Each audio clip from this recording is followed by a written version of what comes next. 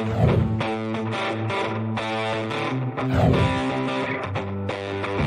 listening to the Cantina Cast, your home for thought-provoking Star Wars talk. Join Albert and Jonesy in breaking down the latest news, trailers, movies, and of course, your favorite characters from a galaxy far, far away.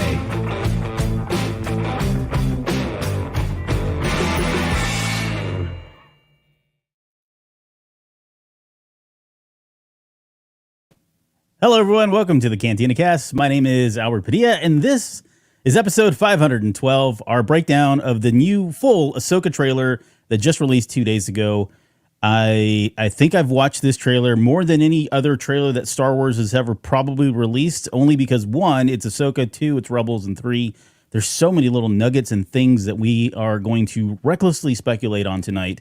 And speaking of reckless, I couldn't do this without this man here. Jonesy, welcome to the show. How are you doing tonight? I'm doing well, man. I love that you started the show off with a bang there of highlighting our background art. Yes. Rather than introducing yourself onto the show right away. It's so beautiful, and I thought, you know what? Let's give our audience what they want, which is more fan art by Jonesy himself. So you actually killed it on this one, and you really killed it on. And I didn't get a chance to message you, but the other one you did with the "Hey folks, no Tatooine trading post" one, that was really cool. What was the inspiration there? No, Adobe Express templates, and then being able to, I can't take a lot of credit for the artwork that we do. Yeah, we rehearsed this. You were supposed to say you'd been working on it all week, but that's fine, Jonesy. You're such a humble guy. Yeah, well. Hey, speaking of humble, yeah, we have a humble thanks over to Connor, who just joined Patreon, but now decided to level up to the We Are All the Republic tier. So now Connor gets to enjoy all of our amazing content in the audio bucket. So he gets all of the Tatooine Trading Post stuff. He gets all those top 3 moments from Rebels, seasons 1 and 2 so far, 3 and 4 are yet to come, and anything else that we produce in the audio space. So if you're curious and you want to be like Connor when you grow up, which doesn't seem like a bad thing, we invite you to go over to cantinacast.com/Patreon, check out what we offer, see if something is works for you over there at the this is the way tier. I'll remember all of these things, but you came up with really great names, but they're very verbose. So, well, this is the way tier. That's me in a nutshell. I don't know what to say, but go ahead. Sorry. This is 100% true. But yeah, if you'd like to tune into the live stream videos of the Patreon exclusive episodes, and again, continue to get everything early on the audio front as well. But if you're more interested in the video front, I invite you to check those tiers out and up, especially if you want a chance to come on to the show and join us for a little bit of Rebels conversation. We are kicking off Rebels month really for the next 6 weeks, right? So a lot of your content that you're going to get both on the main show and your Patreon content is going to have a Rebels flair, an Ahsoka flair to it. So strap in if that's your bag, be here for it, and we invite you to check that out over on the Patreon channel. Very cool. And with us tonight, we've got a number of folks already in the audience. If you want to follow us, check the live shows. You can go to cantinacast.com/YouTube. But Jonesy's got his eye on a few people who's with us tonight. Oh, yeah. We've got a good crowd already. We're really welcoming each other in the live chat. So, again, if you'd like to join us, Alex, Jonathan, Sky, Jeff, Lauren, obviously Subdued, Skywalker's Academy, Riley, and Stephanie so far. We see you folks in the background, but we would love for you guys to come out and say hello. Let us know what you think of the trailer. What are we getting right? What are we getting wrong? And we want to hear your thoughts, Albert, and I will flash them up on the screen as often as we can. But yeah, strap in. This is going to be a long episode here, so it's going to be kind of Cantina Cast OG, at least OG Albert and Jonesy style. Maybe not what Mike and them used to do. They were pretty regimented about that 1 hour. We're a little more free with our time when it comes to the trailer. So this is super exciting. Like you said, action-packed trailer. So many things to dig through. So many things to speculate on. So many things in the background of these scenes as well. So really excited to dig into this with you tonight. Okay, so we're gonna pull this up. I can't play the audio in any kind of long type clip format because we'll get flagged, and we can dispute it and we'll win, but it's just a pain. I don't want to mess with it. So I will show the video, and we're gonna kind of step through frame by frame on some things. But before we get into that, Jonesy, you guys, give me your kind of initial thoughts, impressions of what we saw here, and number two. We had talked about it, I think, last week, that we didn't get the Essence kind of BTS thing. It looks like that may have released on Monday. There was no official word whether, at least I hadn't seen anything officially, whether that was tied to that or not. But I think this was a little unexpected for me. I was still thinking maybe a week or two out, maybe a week only. I mean, it can't be much longer, but I guess thoughts on the timing of the release, and then certainly just your initial impressions of it.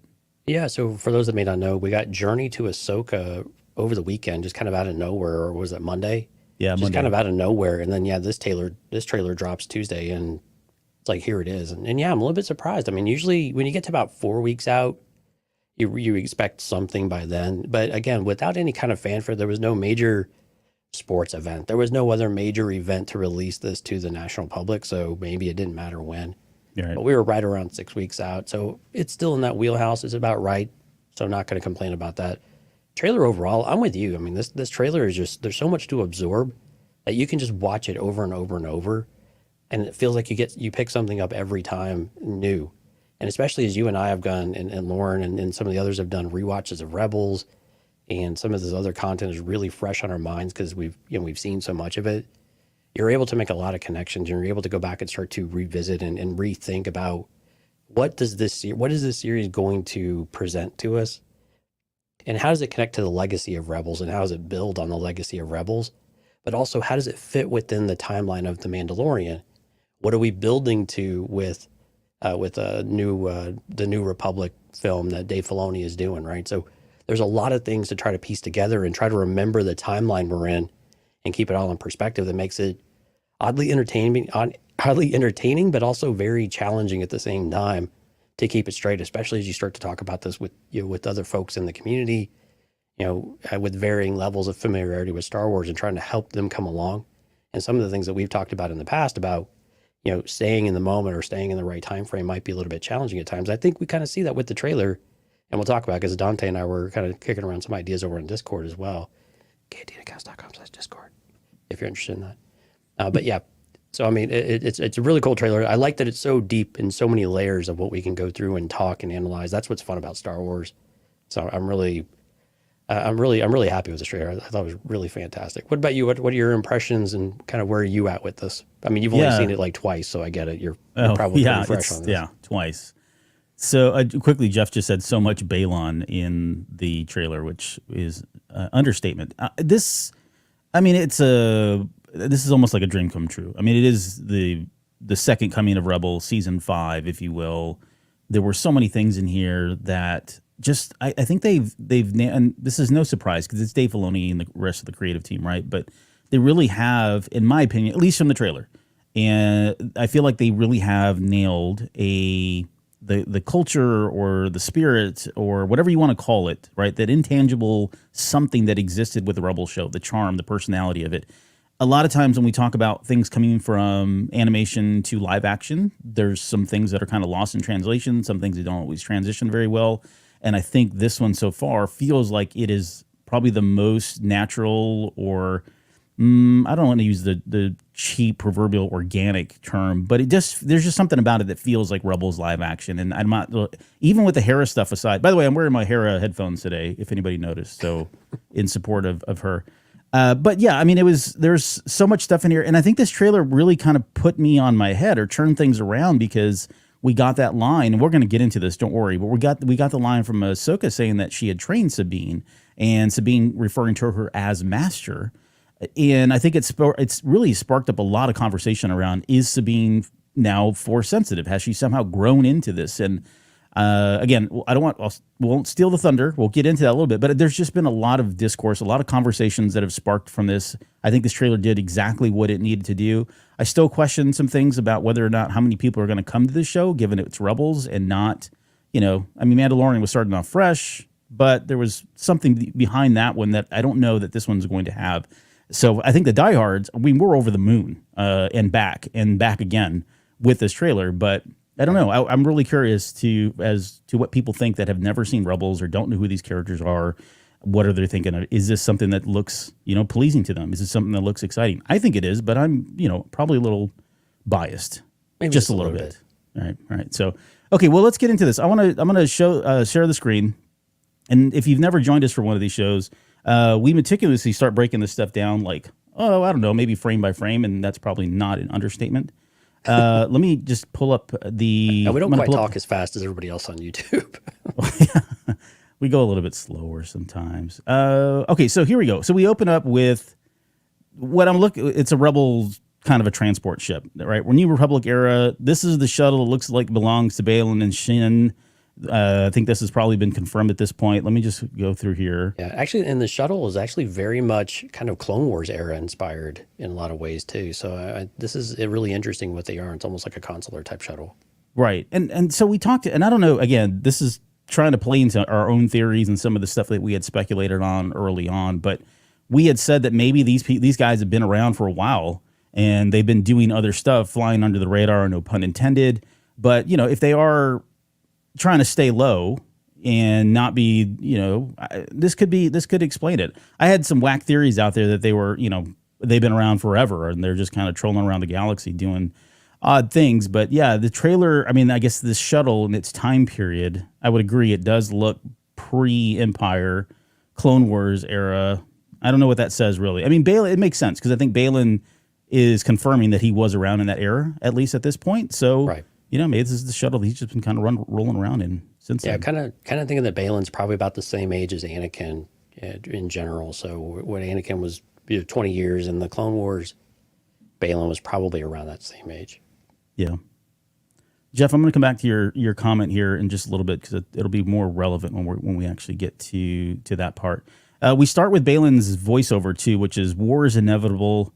One must destroy in order to create." And I know we're still showing just a shuttle, but your thoughts on that? Like the first thing that came to mind is what is it that they're trying to create? Any thoughts? I guess because I think that speaks to their purpose. Why are they here? Why are they involved? Why are they seemingly pairing up with Morgan and Thrawn? Like what are they getting out of this? Yeah, it's a great question and something that the show will have to unveil to us. But I think you look at it as the cyclical nature of war, war in Star Wars, which again, some people have a problem with, and other people was like, well, no, that's just kind of the way of things. But every 20 or 30 years, we seem to have a major war. But I think also it's the disillusionment, and I think with Baylan and maybe Shin to an extent, but with Baylan, there's this disillusionment of after what happened with the Clone Wars and where he's gone in his journey, and that's why this character is so. It's so interesting, and I can't wait to learn more about Baylan. And I wish, it's so heartbreaking that Rain Stevenson isn't going to be around to be able to tell us about this character and, and a project about the approach to it and all of that. But I think just to be able to say, what would it take for these characters to align and reject their Jedi morality, if you will, and their ethical type of behaviors in order to align with a Thrawn or with a Morgan Elsbeth? Just doesn't, it's just so. It just seems so foreign, right? In some ways, as to where they've come from. Like you have this era of enlightenment that has finally maybe arrived, but why are they so like this? And I think that's the interesting thing when we look at the lightsabers, right? And they're orange. Again, they're not true dark side or not true Sith or something like that. There's something else about them that makes them a little bit unique, that gives you potential empathy for where they've come from and what they've experienced. And of course, surviving through Order 66 with Baylan. It's not easy. It's not hard to see, why he might be a little bit jaded about a variety of things, including the Jedi, and maybe what the Jedi should have done and should not have done, and be able to take things into his own hands. And maybe the way that Thrawn approaches all of that is a promise for a better future. While they're kind of mercenaries, I don't know that they are strictly mercenaries in that way. There's got to be some fundamental belief, I think, for Baylan and company in order to really want to ground themselves with these, basically imperial, ways of thinking and ways of doing things. Mm-hmm.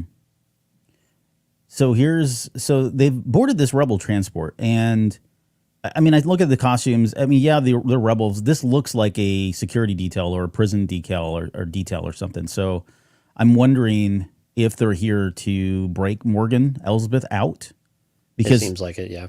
She was captured in the Ahsoka series, in the Ahsoka episode of The Mandalorian, or was that Book of Boba Fett? I don't know. No, it's all the same thing now. Right. So it does. This is where I'm thinking they're coming in here and breaking them out. The curious question is, how did they get on the transport, right?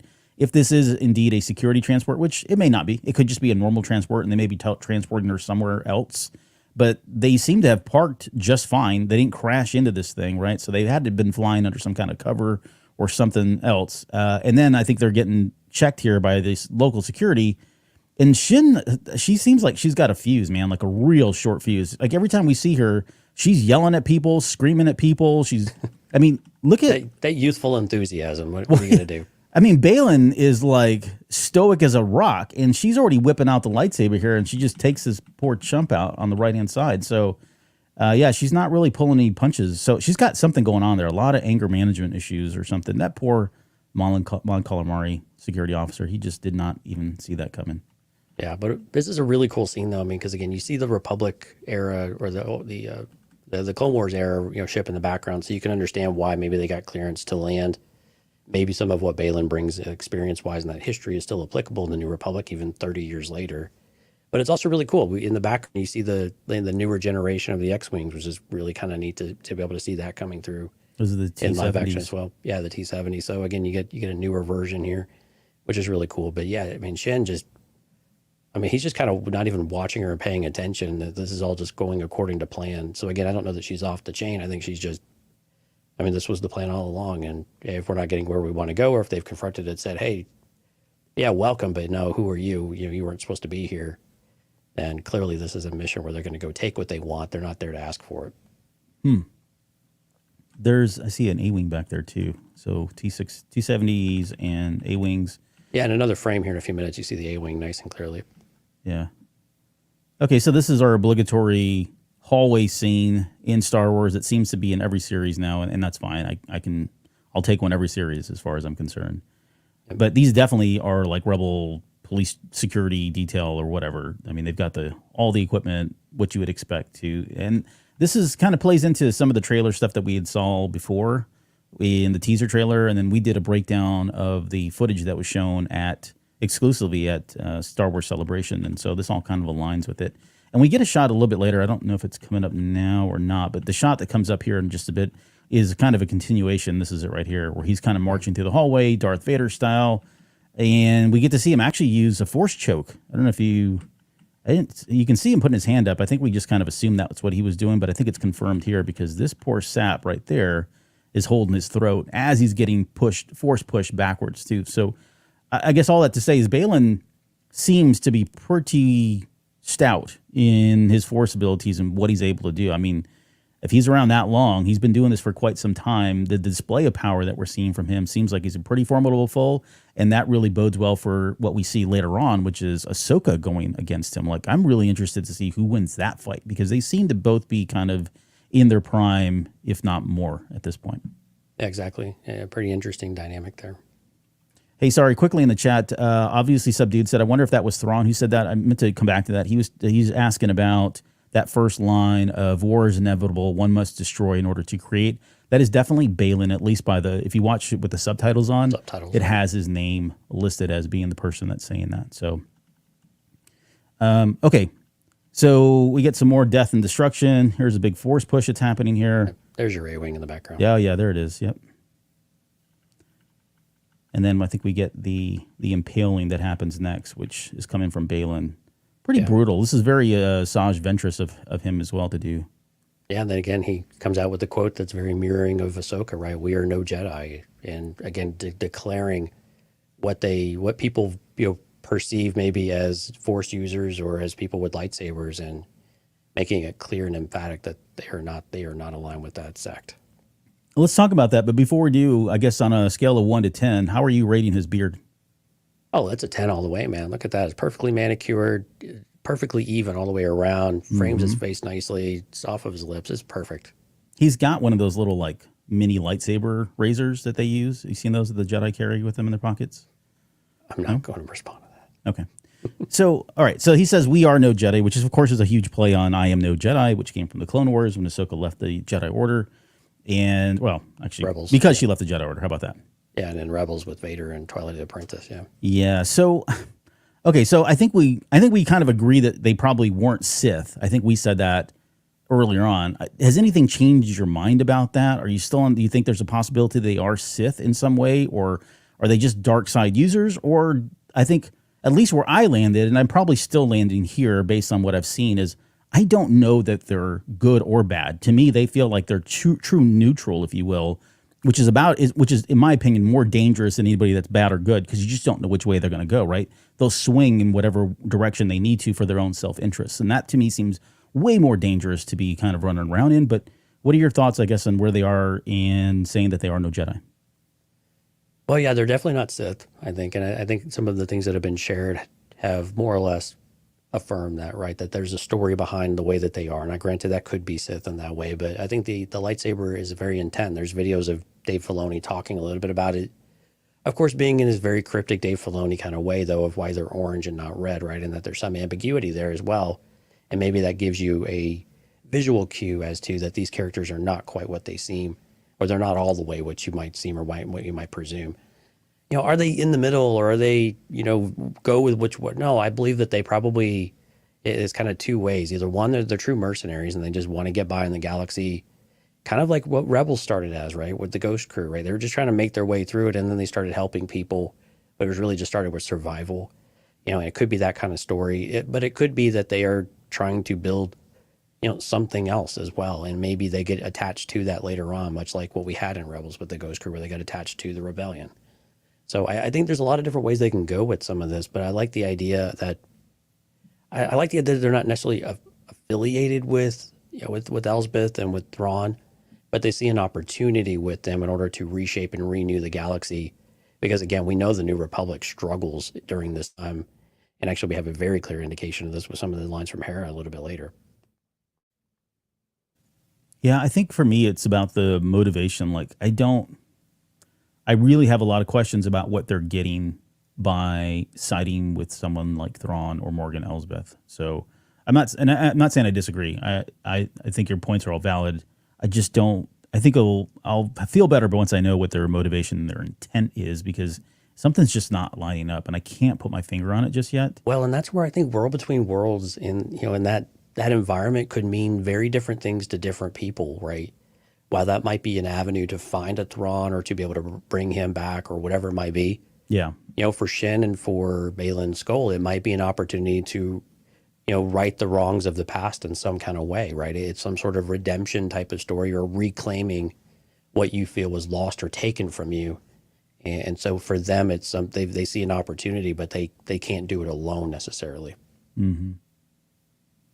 So, okay, and this whole scene here ends with that impalement, and then you can see Shin in the background. She's sitting there deflecting bolts and takes out the last two rebel right there. Just takes them out with blaster reflections. So, pretty cool. Red logo, always ominous. That's come to not mean really anything at this point in Star Wars. It's just always fun to see it change colors. Right. We get Ahsoka, and for the first time, we've seen her in this shot. Maybe not in the detail that we get. We finally get a reveal of what she's looking at. We've seen this picture before in other trailers, and it starts with this line that she says, "I started hearing whispers of Thrawn's return as heir to the Empire." This is a very interesting mural that's on here, or I guess the iconography of it all. That right there.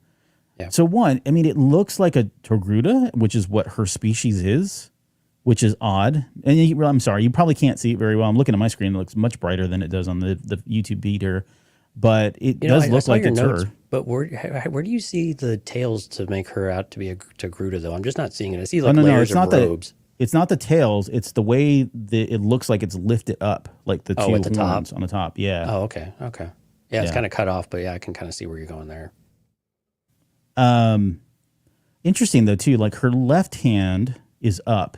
And it's pointing, I know I'm getting way into the weeds here, but this is what we do. But her left hand is up, and it's almost it's not palm out. Either way, when I see these hands, the first thing I think of is Mortis, yeah. Mortis, right? I mean, we had the father, we had the daughter, we had the son, and we've talked about, for many times, we've speculated, like, where the heck is mom? Did she leave, right? Was she out getting groceries during that whole episode? Where was she? What's she doing? But I don't know. Maybe there is something here. I see the hand. I think, okay, maybe that's her. Maybe that's a welcoming hand, since it's like, instead of palm out, it's palm towards her or something. That globe in the middle too also kind of stands out. I kind of assume that to be symbolic of maybe the Force of some sort, right? Force sensitive, or the center of it all. I don't want to say the center, because that almost kind of implies the father. But there's some aspect of that Mortis trilogy and the Mortis family that's being depicted here in this mural, and which I'd love. I would love for them to kind of really tie this all back, because we got Mortis at the very end of Rebels, and no one was expecting that, right? For him to kind of pull that back in. Now we're getting World Between Worlds. Could all of this be connected? And could this be kind of that central point? This show be a central point to pull all those threads together and kind of tell this like conclusive, holistic story of the Celestials and the World Between Worlds, and some kind of linkage there. But anyways, your thoughts, I guess, on what we're looking at here. Well, I guess the hand is actually facing out, right? Because the thumb is in, and there's a hand below where the globe is. So it's almost like, you could almost frame it like the globe would be in between the hands of behind it, kind of above and behind, and also below it holding. Mm-hmm. So it's almost hovering in front of you in a certain way. So it is interesting. I like it. I'm not seeing any grooves around it that maybe that's some sort of detachable thing or a key or something like that, but that it stands out so much. There seems to be something unique about it, though, that definitely ties to it. And you're right, the imagery alone, though, is very reminiscent of that. I would love to have I would love the Celestials to play into this in maybe a more subtle way, maybe not as specifically, but in a more subtle way. Because while we're getting a lot of imagery for War Between Worlds, we haven't really technically seen it, right? We see a lot of maps and things like that. But again, we've got these going through the figures, through the sculpture, these lines, all of the things in this map room or in this World Between Worlds type of imagery going on. So what is it that's about this character? Is this, like you said, is this a representation or it's not necessarily a verbatim, father, son, and daughter type of thing, but it could be someone's interpretation of that and how they've sculpted it in this temple and what they want to accomplish with it and what power have they seeded in this temple that Ahsoka is looking for. Yeah. The other thing I was just looking at too that I didn't even click till just now looking at it is that circle around her head. Yeah. So every time we've seen the depictions of the father, the son, and the daughter, they've all had that circular, which comes from Christianity and depictions of Mary and Jesus, right? Well, and again, we have the idea with I believe it's Skull and Hati, right? Is the wolf? It's chasing the moon and chasing the sun, right? Yes. And so you still have that imagery of light and dark and those types of things, which again kind of mirror the daughter and the son as well, right? The balance between them, and that you have to have one with both, and it's very secular and very everything is included in that. Everything it's all part of that story, right? And that and so I like that the names clearly have a meaning there, but is this alluding to some of that as well? But again, some of it is master and apprentice type of mentality as well, and just to be able to, link them together with Mortis is really interesting. Yeah. The lines in here do look like what we're going to see a little bit later with the map room. Certainly, it plays on the logo, the logo they've used for the Ahsoka series. With the lines and the little planets or bulbous little dots and stuff like that. So all of this really does seem to kind of line up there. So, all right, let's keep going here. And we're going to go into, I think at this point, we're going to finally get this shot of Thrawn walking in, which we've seen this one. Yeah, he comes in the teaser, yeah. Yeah, we finally get the full-size shot here. Full frontal nudity, if you will. Hey, so look at this. So this seems to be like for me, this seems like it is that wider shot, aerial shot almost, of that.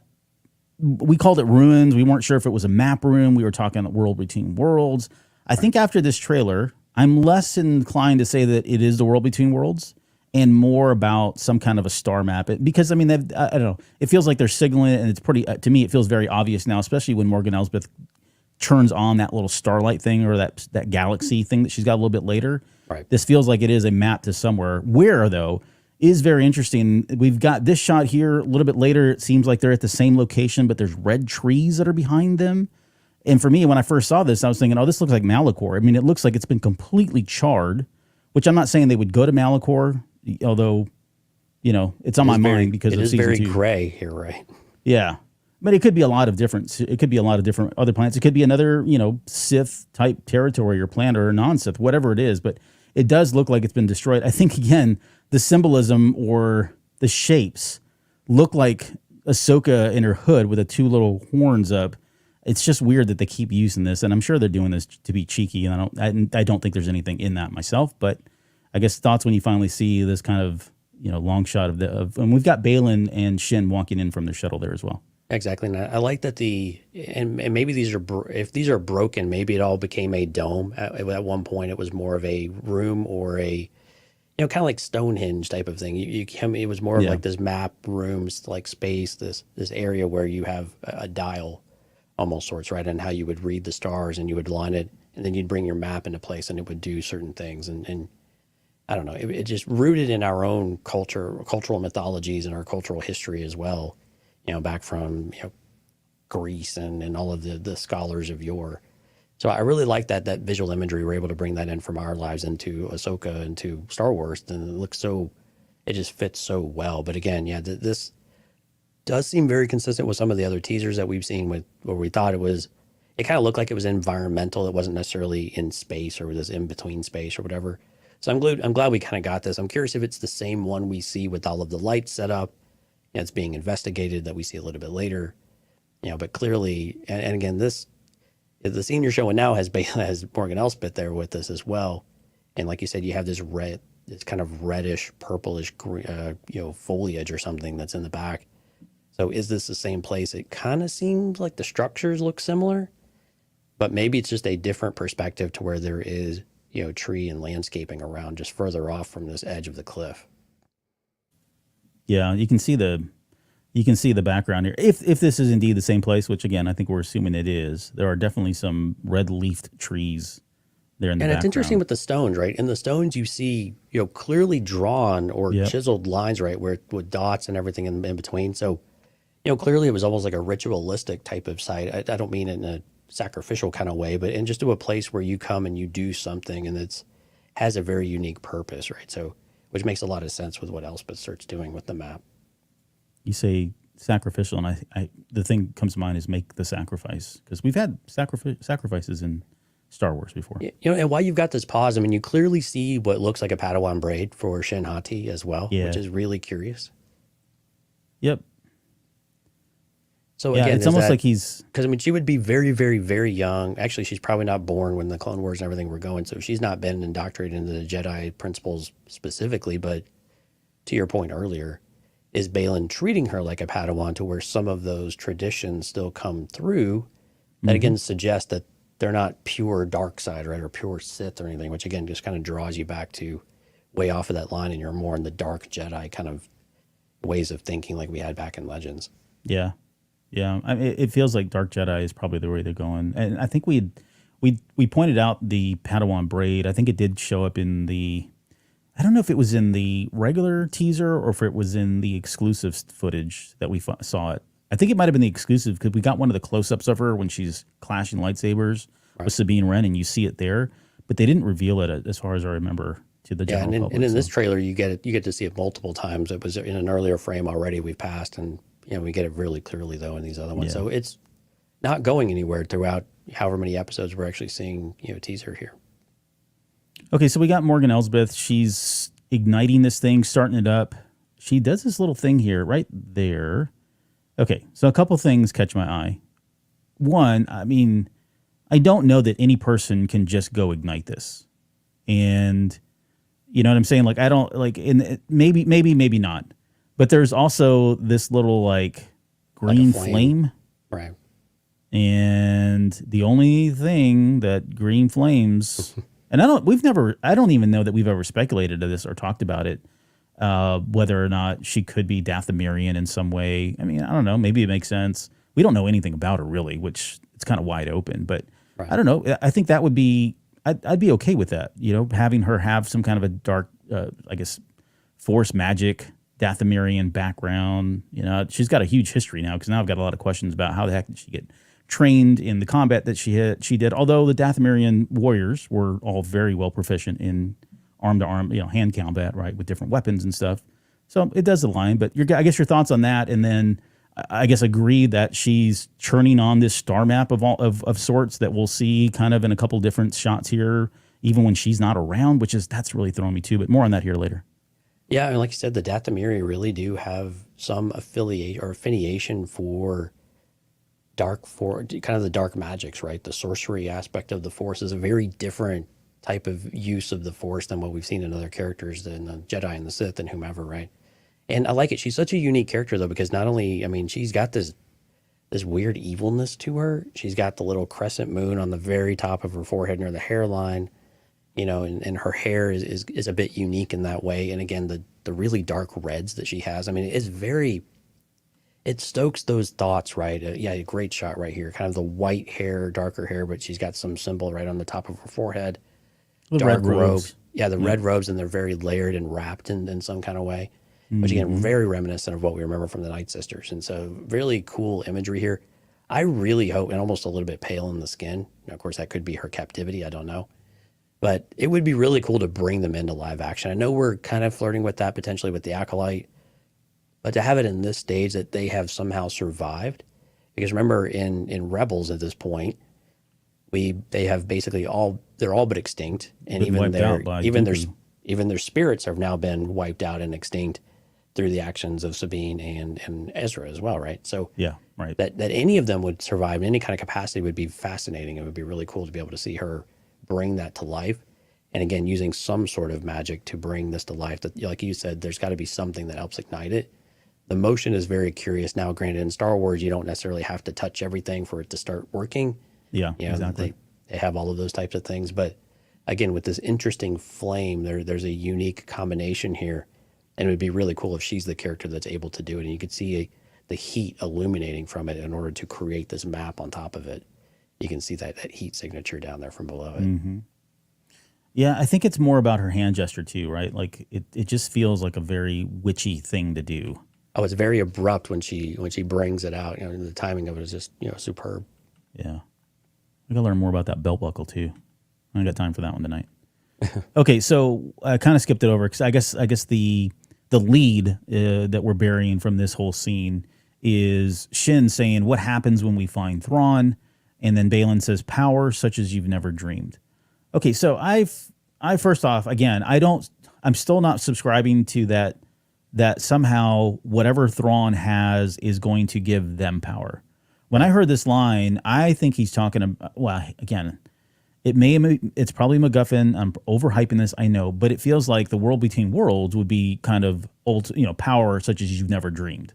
Like they're already Force sensitive, right? So they're very in tune with what the Force can deliver and how powerful the Force is. The one thing the Force technically, well, as in its native form, can't do is give the ability to go back in time and do whatever the heck you want, right? So I think when he says that, I think he's talking about, now he could be talking about, okay, if we find Thrawn, somehow that's going to lead us to be able to get to the world between worlds, and he's just going to turn that over. Yeah, not likely. But so maybe he's indirectly saying that through Thrawn they will get that. But I almost wonder if they're kind of doing an edit here where they're splicing to, and they've done this many, many times. So this is not unorthodox for these editors of these clips to do this, these mixers of the clips to do this, but sometimes they'll splice audio files that aren't necessarily directly related, and they kind of throw you off, get you thinking in the wrong direction, right? So I think that's kind of what's happened here, but I guess when you hear that, what do you think he's talking about? I'm right there with you. I think this is not necessarily Thrawn bringing this power back to bring the Empire and regain glory years of any kind of way. I think it's meeting whatever their agenda is here, what it is they want to accomplish. And the world between worlds, we know, has an immense... Now, how you use it and how you bend it to your will or control it. I mean, we know Palpatine was exceptionally interested in it to be able to use this to manipulate whatever time and space there is. And again, what is the driver for these characters? And I think this is the part that's really fascinating is like, what does that bring? Is it all about power, or is it fundamentally about something else? You know, that brings that brings them joy, or actually resurrects that piece of them that has died or that they've lost. And so I think you're right on the money. And again, when you go back to the Baylan, the way you had it framed there, it looks like there's a ship to his bottom, like to the bottom left of the screen. Again, you have all these trees. So maybe it is. And again, as you're showing this next screen where they bring all of the map up around them in this, you know, temple or whatever you want to call it, it does appear like maybe this is all the same area, but everything's just a bit set back. But yeah, see the bottom, like to his bottom left there? Yeah. Almost looks like a golden type of ship that's got, you know, wings that are flat. Maybe that's a building. It's difficult to tell, and some sort of structure over his left shoulder as well. The left shoulder, I think, is that's the stones. Just the stones behind him. Okay. Yeah. Yeah. You're right. It kind of looks like it. But this definitely, yeah. I mean, I don't even know if that's a ship. Like, if it's a ship, I'm trying to think like gold ships. I know we had. Well, maybe Elspeth came in on that one. Somehow they got their ship or something. I don't know. But yeah, right. It could be a number of ones. So, just quick question then. So do you think this shot is tied to the one where we see Shin and Baylan walking in together? Do you think that's the same thing here? Because then when Morgan would have to show up, because you know what I'm saying? Otherwise, that was them visiting it the first time. Later on, they come back with Morgan. I don't know. Maybe it doesn't matter, but I'm just, for some reason, they don't feel like they're in the same exact time frame, if you will, when that happens. But this is definitely still part of that same shot because we can see the trees in the background there when she ignites this thing. So the continuation of that. Yeah, exactly. And you can see her hand over the map or the galaxy map and bringing everything up around. So again, this does look like a map, not necessarily World Between Worlds, but it just looks really similar to it. Look at that. That's hidden. That's exclusive Cantina Cast footage right there of that's that Apple flashing for you. blue. This is what you get when you use QuickTime. Yeah, well, you can tell the Mac user is on a PC because the first thing I went to is like, where's my QuickTime? I need to play a video. Okay, so this all looks very fascinating. Oh, you can see the ship better here on the right-hand side now. That is definitely a ship. Okay, yeah. So they may have arrived on their own, but maybe she arrived on her own as well. They've acquired her transportation. Yeah. Wow, they didn't do her favors. That looks like a hunk of junk. Well, cue it up. It's just very personal. Oh, I set you up for the. She may not look like much, kid. I don't want to make any promises. She got where it counts. So. Okay. I love the just the visual effects of this thing. Looks fascinating. They look fascinating too. Yeah, I mean, you have this very gray world. You have the gray clouds, the gray stone, everything around them. You have a little bit of the color, and then all of a sudden you get this blue and gold. Yeah, and it just looks like a 3D compass all around you. It's just amazing looking. Yep. Okay, so we're going to come back to those guys in a little bit, but now we transition over to Hera, who says, "I've spent most of my life fighting a war." This is I'm sorry, I skipped one thing. I skipped this footage because we've already seen this part of it. So this is Shin walking in on what I'm assuming is the commander of that transport. This lady's not going to live because this Shin's got fire in her eyes. And then we do get one quick shot, which is very, very cool. Like, I don't know that I can't remember the last time that we've seen the New Republic fleet kind of up close and personal, but they've got a lot of ships, man. Like, and this looks like Coruscant in the background. It doesn't have to be Coruscant, but there's a lot of lights and a lot going on that planet for it to be just a normal planet. There are I forget what's a term that they coined where the whole planet's a city. There's like 2 or 3 of them in Star Wars. I don't know, but I think a lot of that is ships. That almost looks like a regular continent. But it's difficult to tell because there's ships in the background as well. True. But this is a big fleet. I mean, you see the Mon Cal ships, you see the old Corvettes. Yep. You have a good variety of kind of rebellion era, but also moving into this New Republic era of ship styles and designs as well. I was trying to find the Ghost. That's the one thing they haven't shown, and I'm like, no, they haven't shown it at all, have they? Dying to see it. No, I keep the Phantom looking too, but yeah, not the Ghost. Yeah, we've seen Phantom 2. No Ghost ship. They're saving that because that's going to be a crowd pleaser once that thing comes on screen. That ship has got so much personality because of that series, much like the Falcon and other famous ships. But here we go. So Hera, we've seen her already, I think in this shot in particular. She's navigating. Looks like she's trying to go after, what did we say this was? We said it was like a shield or some kind of a topper. I don't know. I have no idea. But whatever it is. Don't know. Yeah, it looks like it's a heist. They're stealing this thing, and she's pursuing them in the Phantom. Why she's not in the Ghost, I have got a lot of questions there. Right, so that's definitely like a hauler type of ship, right? And It's got this load suspended from it that could be anything. It's probably a fuel cell or a hyperdrive or whatever it is that they were hunting in Rebels. They're still hunting for it in the New Republic era as well. Okay. They're just bringing that over, carrying it onto it. Yeah, what's interesting though is where they near. Is this in the same vicinity as where the Ahsoka Industrial Park battle is at too? Are they in the same place at the same time? Also, I like it. If you look at Hera, it's got the Ghost logo on the back of her jacket, so really cool. Yeah, kind of Easter egg there for people. I think you're right. She does. I think you're right. It does feel like these are tied together. And we get more confirmation, like earlier when we saw the trailer, and again, I don't know which one it was. It doesn't matter at this point. But we did see footage of Ahsoka in this kind of red, I'm going to call it the red room, for lack of a better term. But it was in this trailer later on, we actually see Hera is with her at that point. It was kind of surprising. I was not expecting her. I thought she was kind of doing a solo thing. So lot of questions about how they all kind of come together and how they stay together and who's doing what. Like, where's Sabine during that? So kind of stealing some talking points here. And of course, you see Chopper peeking his head up there on the right of the ship a little bit. Sorry, Lauren said more shield generators. Yep, there you go. So if you've been following it, playing along at home with us during the rewatch of Star Wars Rebels, you know exactly where that's coming from. Some things never change. Let's see. So let me go to. Oh, so yeah, you were talking about Chopper, the sociopath here. Here's his close up. Looking good, man. Basically exactly as he is animated, right? He's 100%. Like, there's nothing different about him. They even got the little. Well, I don't know if the red bar is moving up and down. I mean, that's probably a fine detail, but. Oh, yeah, it is moving a little bit. Yeah, it's moving. So the little red bar on his left cheek there. Yeah. Flapping his arms around, complaining as usual, swearing up a storm. Yep. That guy's got a potty mouth and nobody knows it. Okay. Oh, we all know it. Yeah. Let's see. Okay, so she says, I've spent my whole life fighting in a war, and she says, that's what I'm trying to convince you to help me prevent another one. Speaking to, I guess, the leadership of the New Republic at this point. What does that line remind you of? What character and what book? Most of my life fighting a war, so I'm trying to convince you to help me prevent another one. High Republic stuff? No, actually, Princess Leia in the same era in Bloodline, right? In Bloodline, yeah. Yeah, she's very much in the same boat, right? And even everything leading up to the Resistance, when she actually leaves the New Republic to join the Resistance or create the Resistance.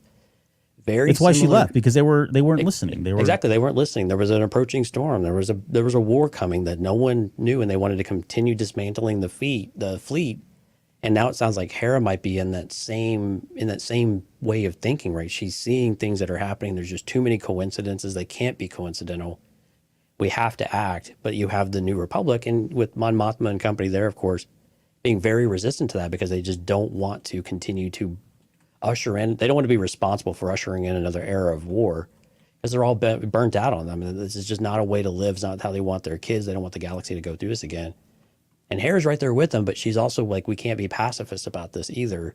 That is just going to go away when there are people actively doing it. We have to do our part. We have to be assertive. Maybe not aggressive, but we have to be assertive to chase it down and at least look into it and not be afraid to take action. Yeah. It aligns with what we were hearing from, what's his name? Carson Teva as well, right? Exactly. He's talking about, hey, there's something going on out here. All signs are pointing to it. I think we even talked about there's like a parallel that runs with Andor, and when she was speaking up about, hey, there's something going on, kind of thing. So right, but when you think of things that bring everything together later on for a movie, I mean, you hear it right here, front and center, and yet, like you said, a great example with Teva, things that we know have come in other forms with Leia. So there's a lot of things that are all starting to focus in this pre-First Order type of era. Yeah, I think we talked about that. Like, I do wonder if Mon Mothma comes around during this series at some point, just because we got we got one look of her there. I think they show it again here, where she has a very discerning kind of like concerned. It's right there, like something's on her mind. I think it's this resistance to wanting. She can't condone bringing the galaxy back into war. I mean, I think that's where it is, and I'm okay with the character going that route because it makes so much sense. Even though Mon Mothma is super heroic and a legend and is the voice of reason, we also know that she's not infallible, especially from her views of like this is the right way to do it, and she's very reluctant to take action. And we saw this. She did everything she could in Rebels and in the Senate before leaving him, and then calling the Emperor out when she was ready to take action. But by that point, they were really far down that road. So again, she might be kind of repeating history a little bit here. And that's not the dog Mon Mothma in the character at all, but you could just see why she would be so resistant to want to usher in another war. I mean, who in their right mind would want to, especially if you're in a position of leadership, and presumably she is the leader of the New Republic at this point. Yeah. Well, and it's been a series of mistakes, comedy of errors that we've seen in Mandalorian, missteps. So, I don't know. We don't know where her head's at. She may have to swallow her pride. I hope she swallows her pride at some point and doesn't just try to ride this thing out, because I think they're trying to make prove. And we saw this with Resistance as well. Not that anybody watched that series, But there are people out there that are trying to speak up, and the resistance is very resistant about trying to make changes. And the New Republic is. The resistance isn't. Right? Yeah. Well, sorry. Yeah, New Republic is right. And we won't get into. I think we've kind of come up with some arguments on how to defend them. It's a big galaxy, and there's a big vacuum now as a result of the Galactic Empire going away, and takes time, all that stuff. So who's right, who's wrong. Well, Lauren makes a great point in the chat too. Mamatma had a lot of senators against her in that decision, so she had to navigate. And again, you're right. It is a group of people that have to make the decision. It can't be one or the other, and you need some sort of consensus to move forward. And we've seen that with the New Republic. It paralyzes them in some ways, right? And that's not to say that democracy is wrong. That's the process. That's the idea behind it all. But it also can limit your ability to actually take action, even if you know individually what you think the right answer might be. You don't have the unilateral power to be able to go and do it. I don't know. Which is why I'm with Anakin. That's why people ostracize Leia too in the books, right? They're like, you're just warmongering at this point, and that's a very dangerous thing for people, politically to be labeled as. Look, Anakin was not wrong in Clone Wars. Long live the Empire. Okay, so here's you're going down a path I cannot follow. Thank you very much. So there's the R7 droid, which later on we'll get to the E-wings, which were created in the R7s. But hey, and there's a gonk droid for you. I know. Gonk. I was thinking maybe that's Gonky, but that might be too much wishful thinking there for it to be Gonky if he survived. I love the fact that we got to see. Oh, there's that pink droid too. What was the name of that one? Remember this one that they did? Oh yeah, R2KT or R. Maybe there was two of them. There was an R2 unit, and then there was like the dome looking one that they did as well. Either way, Albert is breaking my heart. Oh, stop it, Lauren. She gets the jokes. So Huang and Ahsoka are coming out of the counselor ship. They're coming to see Hera. I was surprised. Like I felt it was refreshing to see Ahsoka smile in this trailer at one point. She's kind of smirking and smiling. I think it's when she's talking to Hera, but it was good to see that because I think that's one part. I think that's something that I've missed from her. Like she's been very dark and gloomy, and we've talked about the reasons why she's probably got every right to be that way at this point. But it was good to kind of see her crack a smile there. So this is where Hera is talking now. She says, "You and I both know who could help you with this." And Ahsoka says she's just as stubborn as ever. And we know that now she's talking about Sabine. It's like right here, you can kind of see her smiling. Right. So what do you think Ahsoka's coming to Hera? It seems like she's coming to Hera for something. What do you think she's asking from her?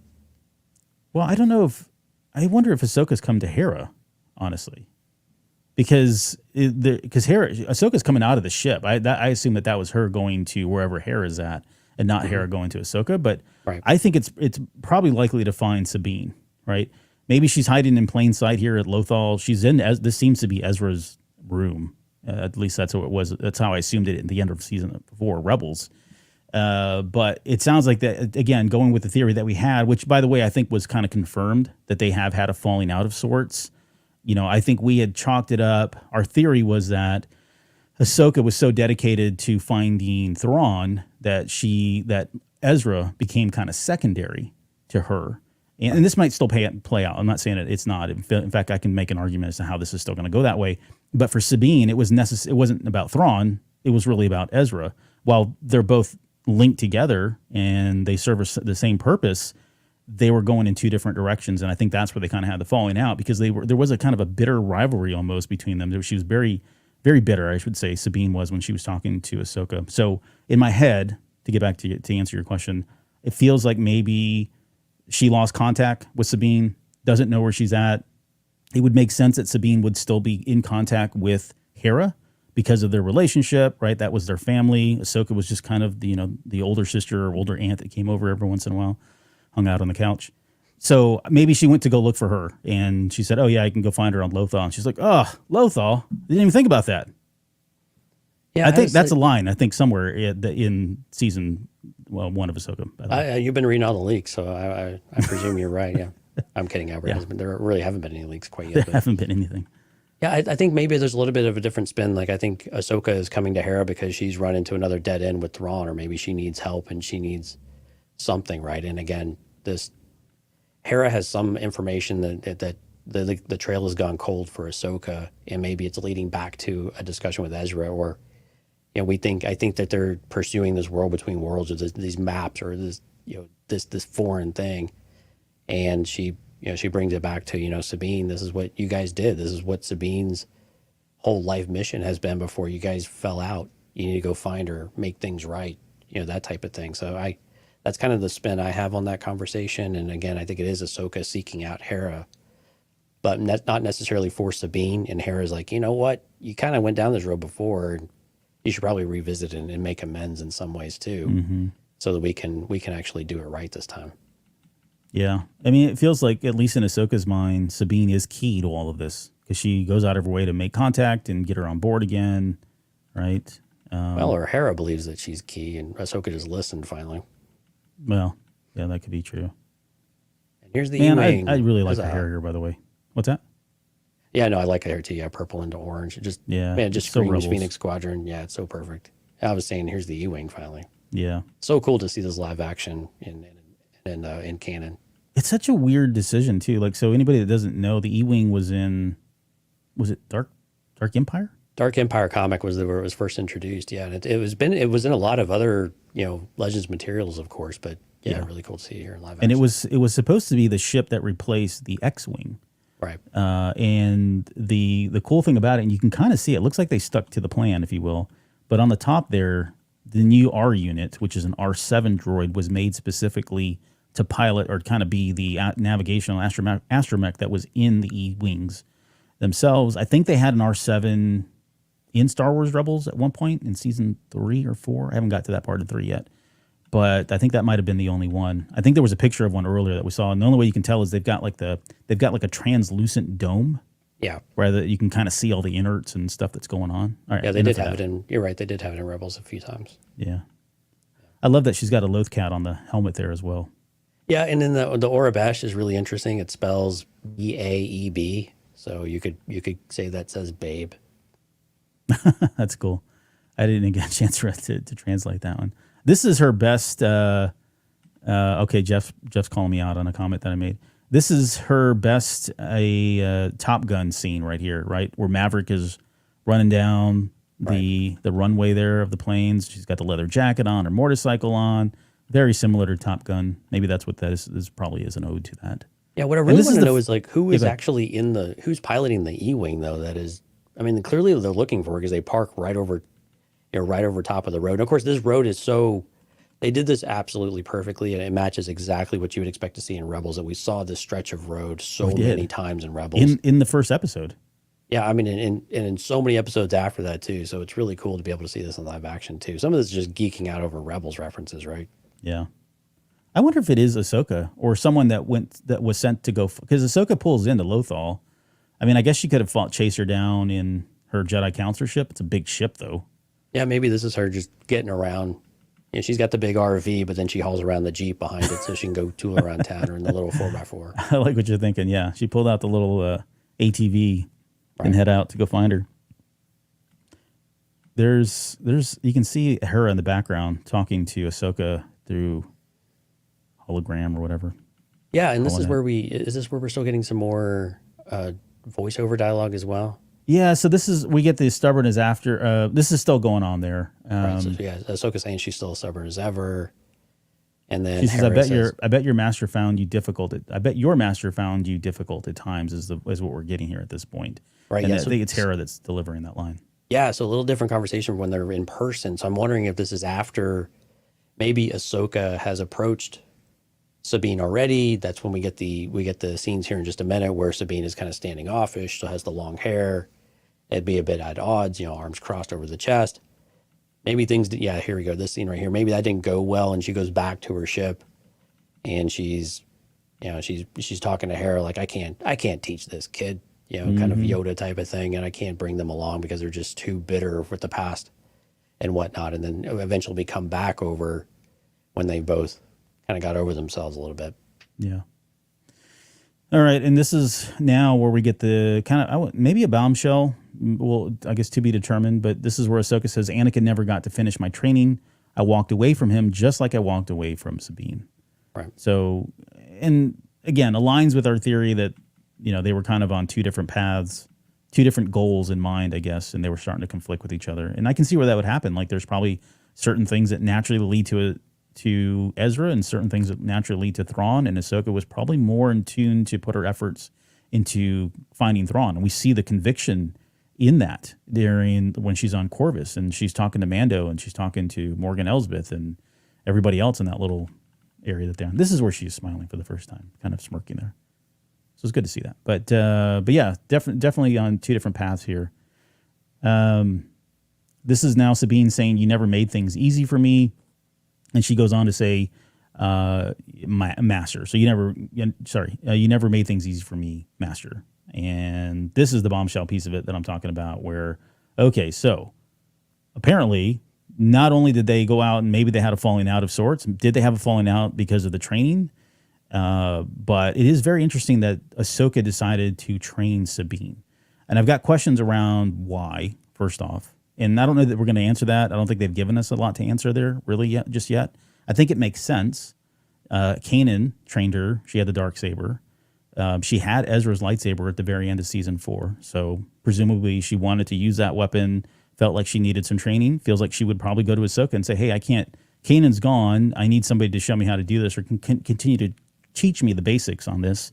And maybe Ahsoka had it in her, right, to train her. But interesting dynamic. What do you think about this with her being, I mean, essentially calling each other master and apprentice, right, for some period of time? It was unexpected, right? Because, I mean, again, you go back to when you think about Rebels, Ahsoka and Sabine really weren't together very often. And they definitely weren't together one-on-one. They didn't have a lot of scenes. Really, Ahsoka wasn't in Rebels as much as we kind of remember her as. You know, she was really much of more of a background character and kind of behind-the-scenes character with a few exceptions, of course. But, you know, when they're with each other for so long, though, and again, this is why I think this is not, I mean, this is all well after the end of Rebels or with the epilogue, right? Mm-hmm. At least that's what it feels like to me. We've had all this history that happened when they were alone on the ship. They were traversing the galaxy, chasing down every lead. What do you do in the meantime? You train, right? And I think naturally over time, it may not have been a very overt decision to become master and apprentice. I think that's probably, I mean, she might just be kind of throwing this word back at Ahsoka in some kind of way. Maybe that relationship evolved a little bit over time. It wasn't as specific as what like Ezra and Kanan were doing. But I do like the idea, like you were saying, though, that we have this weapon. She has some skills that she's learned from Kanan with the Darksaber. Why not continue that, to give her a more well-rounded approach with her, with her abilities and with her skills? Whether she's force sensitive or not doesn't matter. And would it matter to Ahsoka? And I think the answer is no, it wouldn't matter to Ahsoka. She's Sabine's a capable warrior and clearly knows how to fight with this. So why not be able to continue to progress those skills in some kind of way, even if you're not necessarily force sensitive? Yeah. Hang tight, Jeff. I'm going to get to your comment. Don't worry. Because that'll be a point of conversation here in a little bit. I don't know if this comment makes sense. I'm so curious to hear what you have to say about it. We'll quit teasing it here in a minute. Okay, so on the map, though, that you see here, does this look like the ruins layout to you in some way? At first I kind of thought so, but the stones are so high and separate from everywhere else, and they've got certain areas pinpointed. It's almost like they're targeting something. Yeah, and what I was going to say is I think we've had a couple different locations where there have been, quote, ruins, right?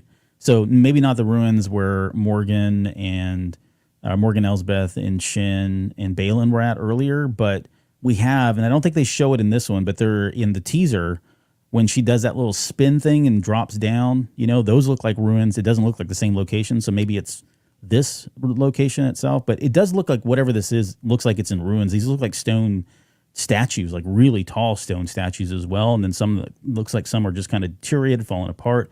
If I look in the bottom right-hand corner, it almost makes a circle. Same thing with on the left. They almost look like kind of like the Stonehenge marking. So while maybe not the same one that we saw, again, Baylan and Shin at, it could just be some temples. I think the question I'd have is, what's the battle plan here? What are they going after? What would they be looking for at this point? And again, maybe she's just sharing, here's some of the things I've found and learned, and this is why she's building the story to bring Sabine up to speed, even though it's still clearly a contentious conversation here a little bit. But again, bringing her up to speed, it's almost like a briefing of sorts. Here's where I'm at.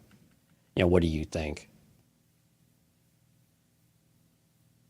So I think this is where, so there's the E-Wing right there. By the way, this is where Jeff's comment came from, me watching for the action. So I wonder if Ahsoka or whoever it is, Pilot has said, okay, I'll stop her. I'll stop her. She's not listening. She's not pulling over.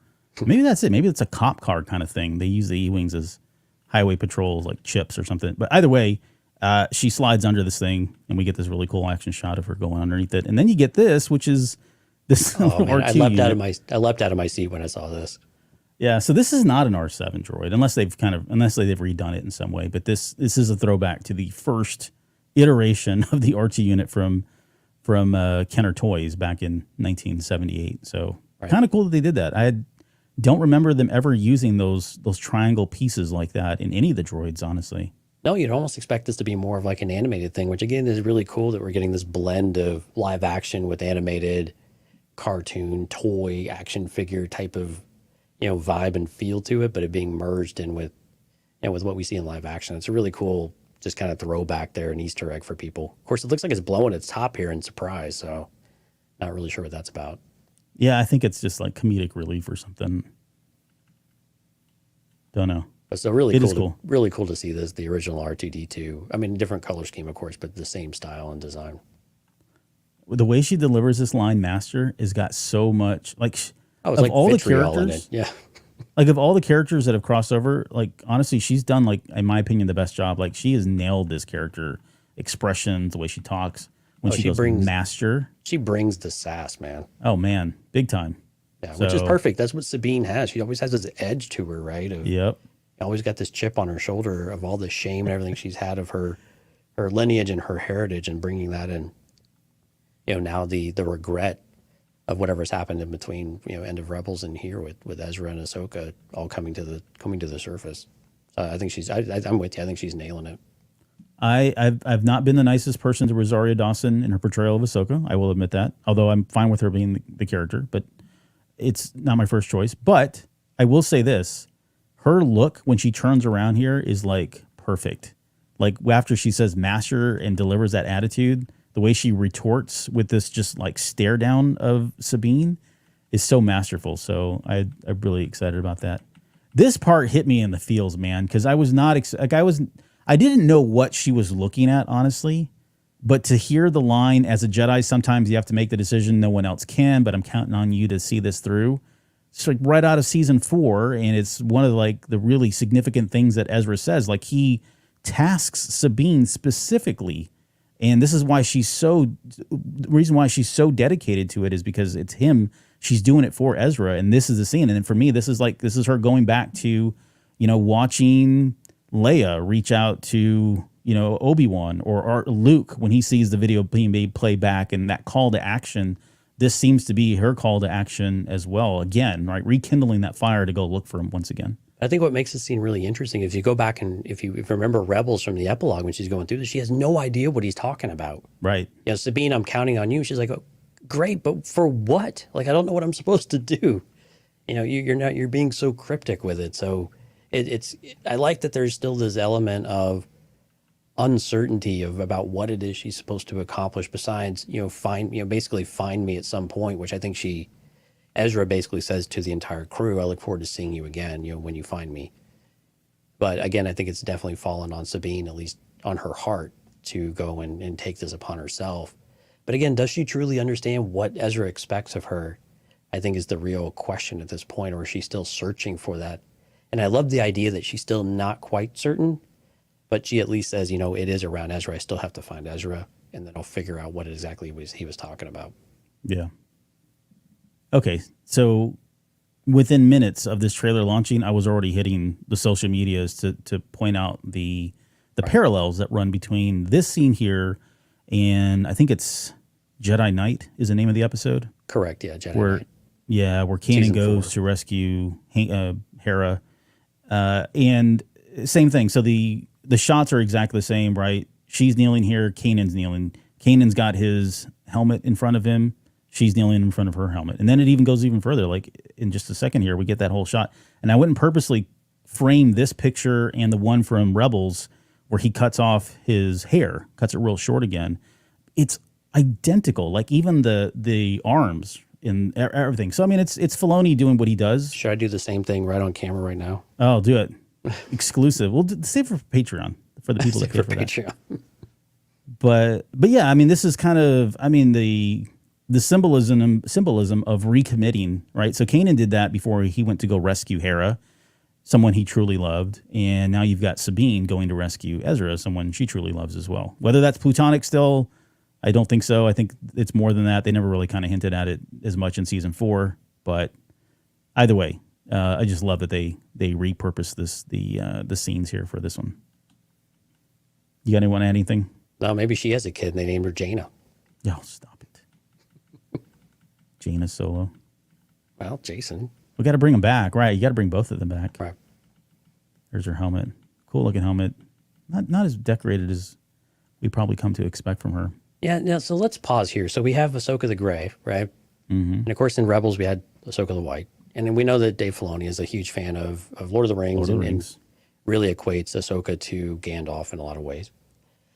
And we were talking about this in Discord with Dante and some others, of that he felt like it was pretty much assured that we were going to pick up right after Rebels, during Rebels, really, before the epilogue, and then we would, come back around. Do you feel like that's something that's still? Do you think that's going to happen, or do you feel like no, we firmly pick up after all of the epilogue stuff is done, because that sets the stage for a lot of stuff happened off screen? Or do you feel like no, we'll pick up there, or like before Rebels, there will be the falling out, and then we'll rekindle to where the epilogue comes in and says, okay, now here's where we reconnect with Sabine, because Sabine's look is very similar when she cuts her hair and goes really tight short hair, is very much similar to what we have in Rebels, and of course we have the finger on the painting and stuff on the mural.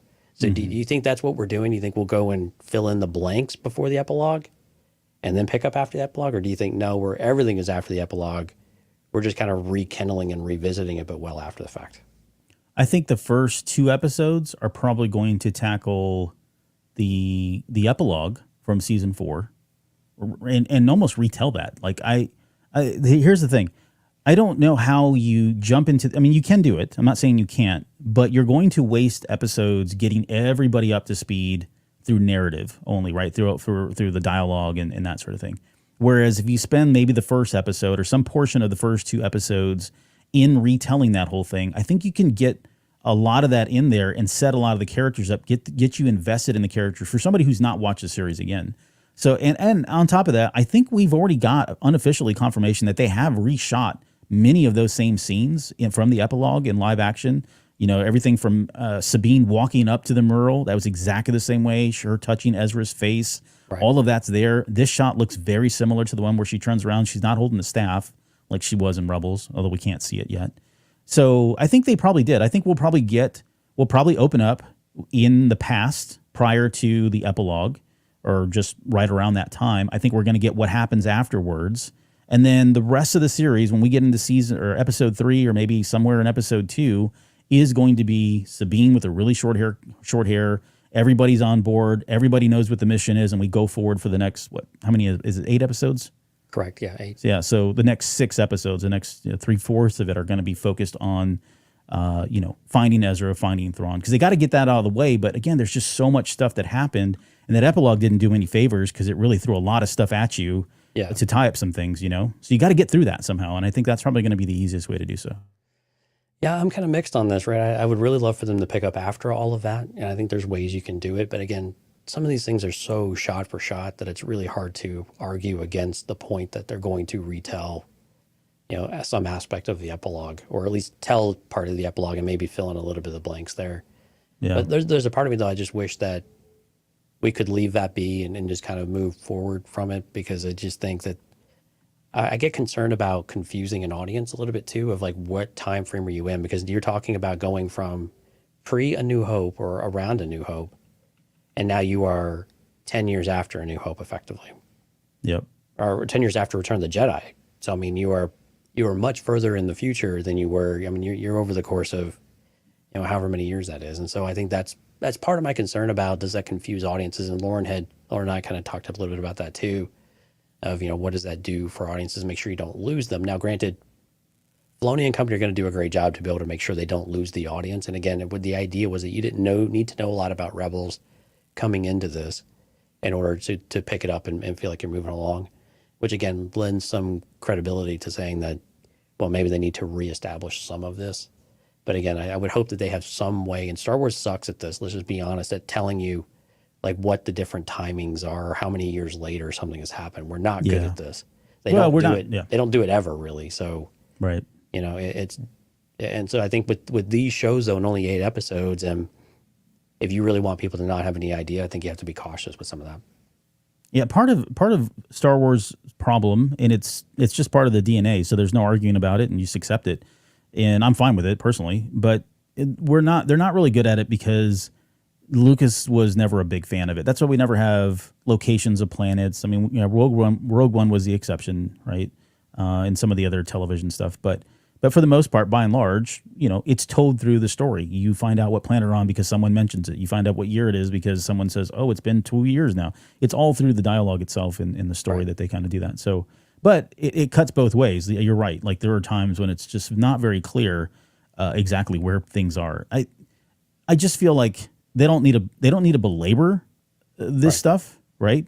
If they just give it 30 minutes to kind of sit with people and kind of tell the high level details, that's probably enough to get them going, and also kind of feed us, the crazy fans that really want to see this crap in live action.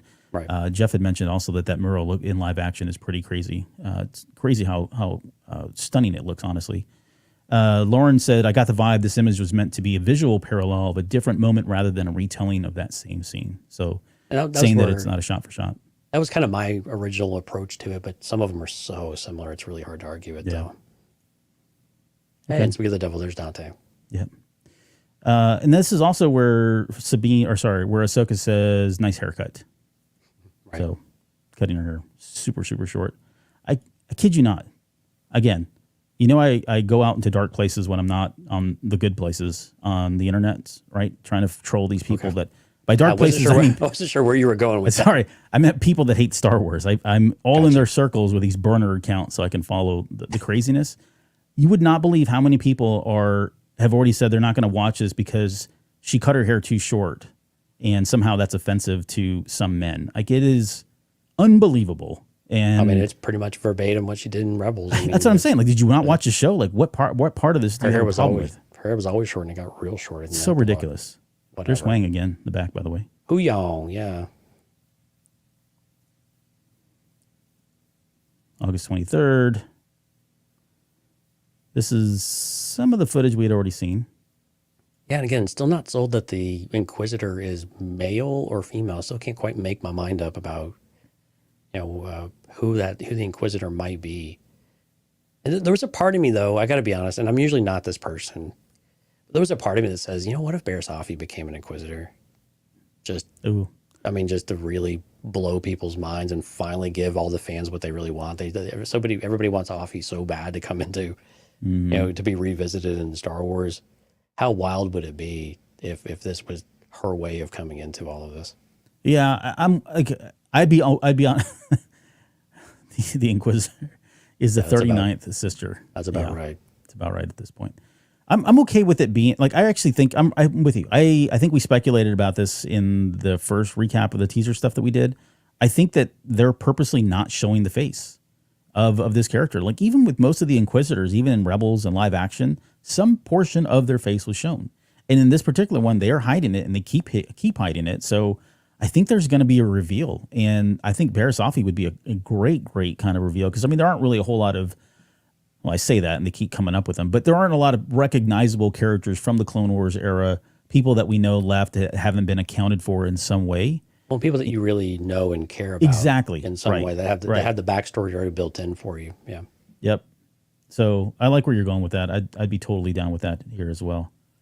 And I think we speculated that this was them fighting on some kind of a shipyard.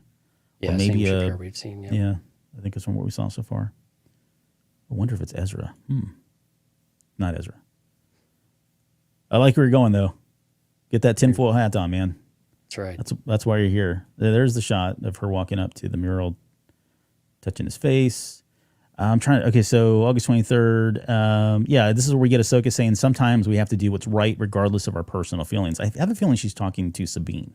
And this is where I think they're kind of diverting from each other's past. So this might be a flashback, or it could be, I don't know. Somewhere at some point she said this because that's that argument that back at that argument at the table too, right? Of again, just both digging their heels in, being stubborn as ever before they find a way to get over themselves. Mm-hmm. But this is really interesting, though. Yeah, we get both. So we get Sabine here, and this almost looks like the turret of the Ghost, to be honest with you.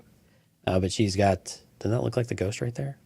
A little bit? I don't think so. I mean, it's a double gun turret, I'll say that. But I think the Jedi Council ships have them too. Oh, okay, maybe so. But she's in like kind of like just normal fatigues almost, like just a straight gray fatigue. And so it's really curious because, again, we see in just a few scenes later, we have Ahsoka in New Republic blue and white, right? So interesting what they're doing. Are they infiltrating something? Are they, trying to get in and get information? Or are they trying to sneak out? What does this actually look like as they're going around blowing things up and Sabine's getting all woo-wee, which is really cool to see her excited. Yeah. I wonder, too, if that would make sense because she's, if this was her and the Ghost, then probably not a big deal. But, Jedi tech and all that, I can see where she gets super excited. Yeah. I don't know what this thing is here in the background. Right. Sure you don't. Kidding. I'm kidding. That is the biggest one we've ever seen, though, it is. Well, and the ones that were in at the end of season 4, though, they were strapping themselves to Star Destroyers, so they weren't small by any means. The ones we got in the season 2 in that first reveal, yes, I would say they were a little bit smaller in terms of size. They got much larger. I guess the much larger ones showed up at the end of season 4. How about that? So they were of different sizes. But yeah, this is a massive purrgil. There's some great shots in here too, where they're kind of having a dogfight and they're kind of flying in and around the tentacles of the purrgil as well. Right. But this is so crazy that we're getting all this, and I just wonder if people are going to be able to look at this and go, oh, that's that thing Baby Yoda was looking at in season 3 of The Mandalorian that they showed us for like all of 5 seconds, and I thought was really kind of dumb and throwaway. It's like, no, it's all connected.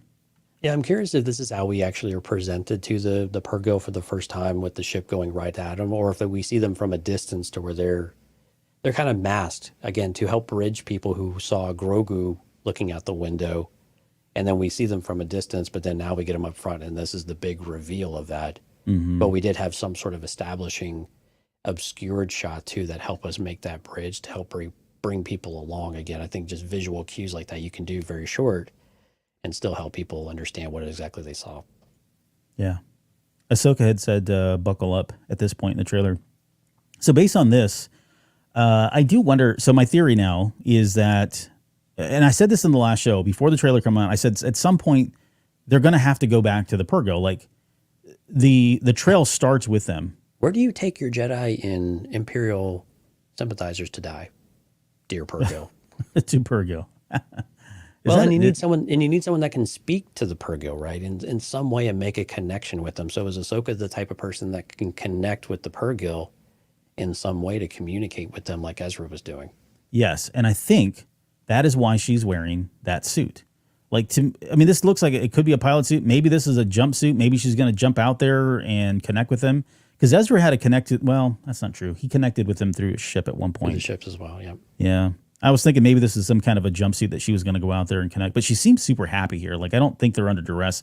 It feels like this is the same area. You got the dark clouds in the background, Sabine smiling. So I think they're having a really fun moment with the purrgil. Maybe they're playing either prior to the dogfight we see or just after the dogfight that we see. Maybe that gets interrupted.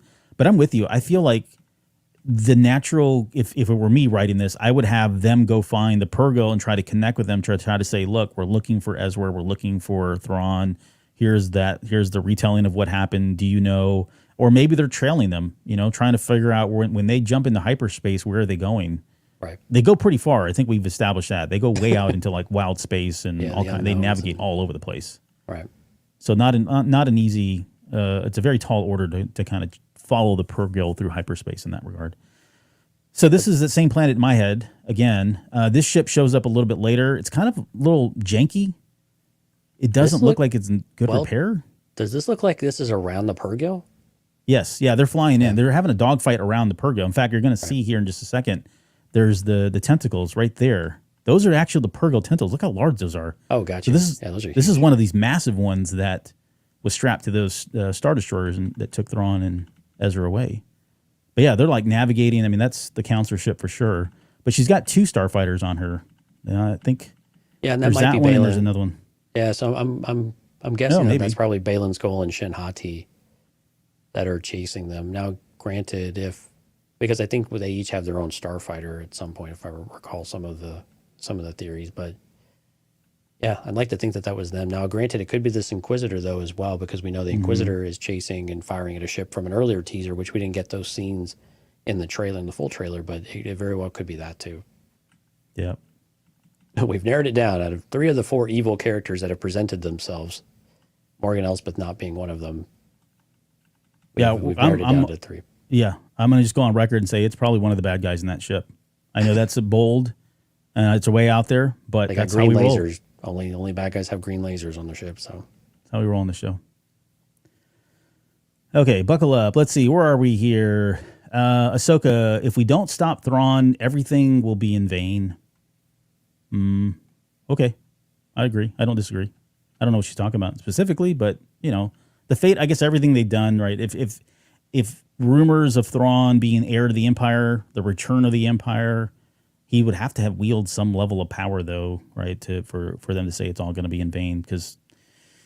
But it begs the question of how much does Ahsoka know about the Shadow Council, right? Of other things that we learned in Mandalorian. So how does that play in and tie into it? Are they aware generally of what's going on there, or is this completely off the radar of Ahsoka and company to where they know that something is going on? But I think the thing to remember though is that Thrawn is a threat because he truly believes in the Empire's purpose in serving his Emperor. He is very loyal in that respect. True. Yep. And so I think he is a threat because he is such a mastermind. And when you look at his defeat, if you will, a lot of that stuff was really not because of his tactical decision making, but really super events that happen that you could never plan for if you've never like the Bendu, right? You couldn't really plan for that. You couldn't really plan for purrgil, so a lot of the times he actually won, but the only reason why he lost was because of some really supernatural type of experience that happened. Yeah, it's true. Jedi devilry, I think is what he called it at one point.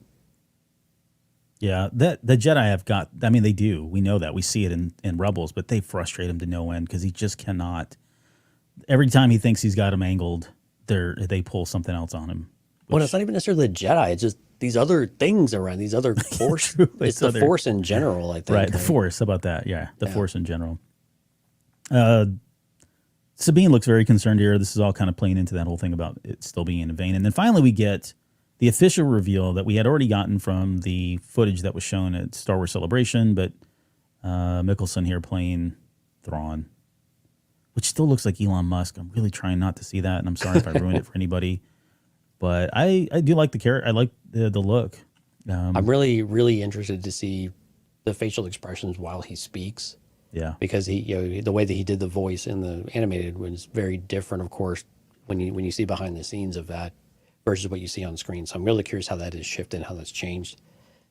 Not to criticize it, but just to see how the creative process evolves a little bit for the actor. I'm really interested to see how that works out.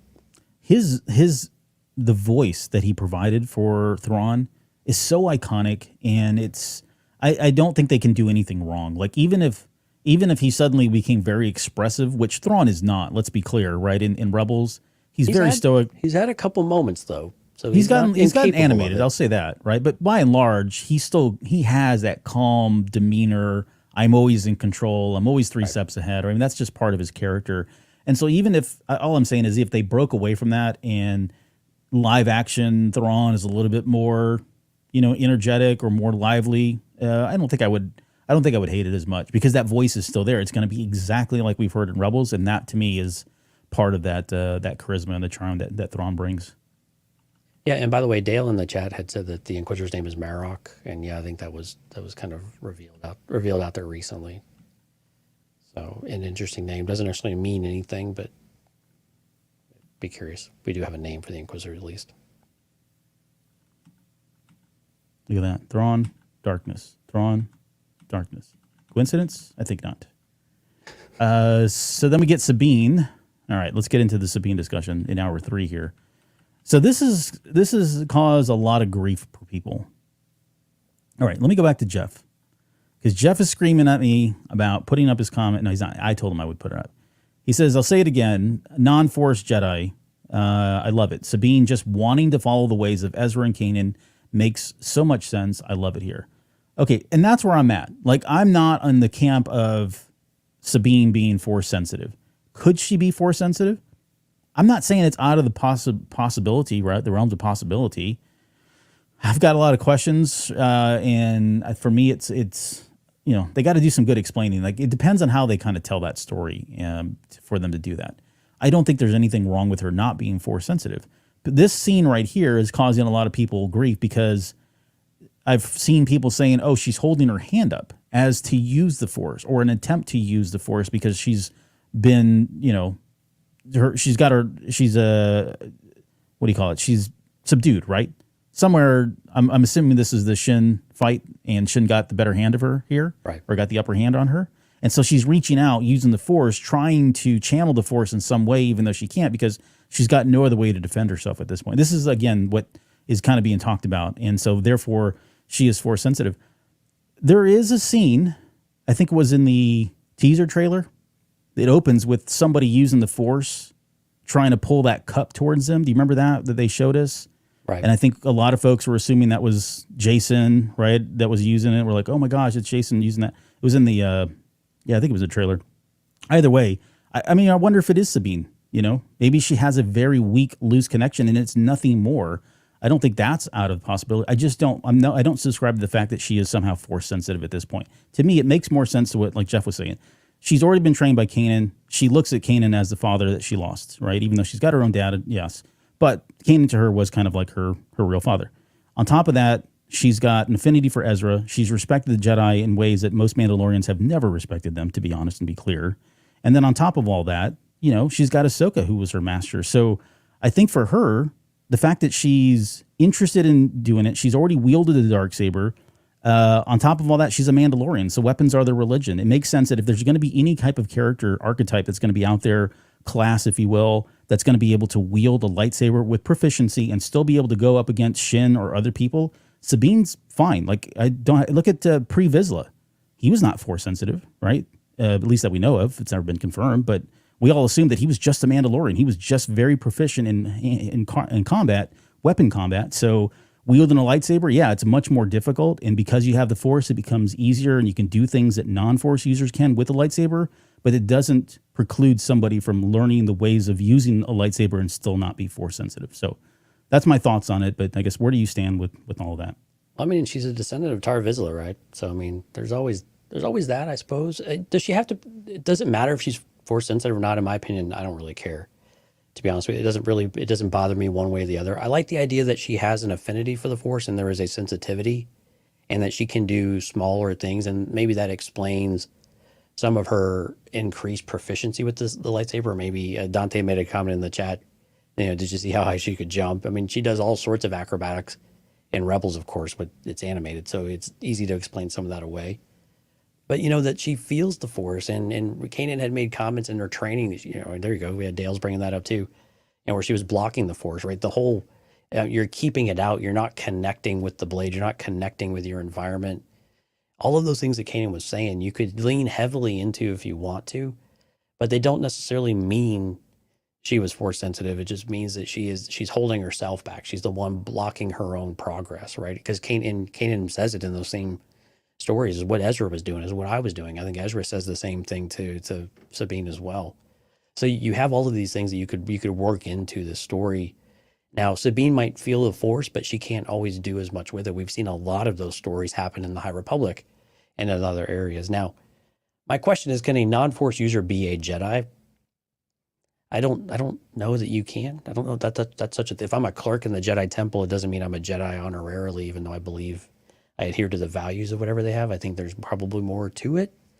But then again, if you view the Jedi as a religion, then I suppose you could, because that's a belief system, right? So I think some of that is a little bit open to interpretation, but maybe not in the purest sense. But, I like the idea that she might feel like she does, and there's something there, and she's really trying, and there is a little, but maybe not necessarily to the extent of what we've seen with the other Jedi, like Ezra and others. Yeah, I'm with you. Like, I think I it's thought you possible. lost interest in my conversation. Well, no. I was on mute. I was saying I think it's possible that she does have a fire. There's maybe a light, a kindle there, but I don't think it's any more than that. Like I don't think at her age suddenly she's going to become super powerful in the Force, and I think that's where, to go back to Rebels, I think Kanan could feel it and sense it, and even if she opened up, right, even if she did, which I think you could argue she does because she's able to wield it later on, and she's doing so just fine.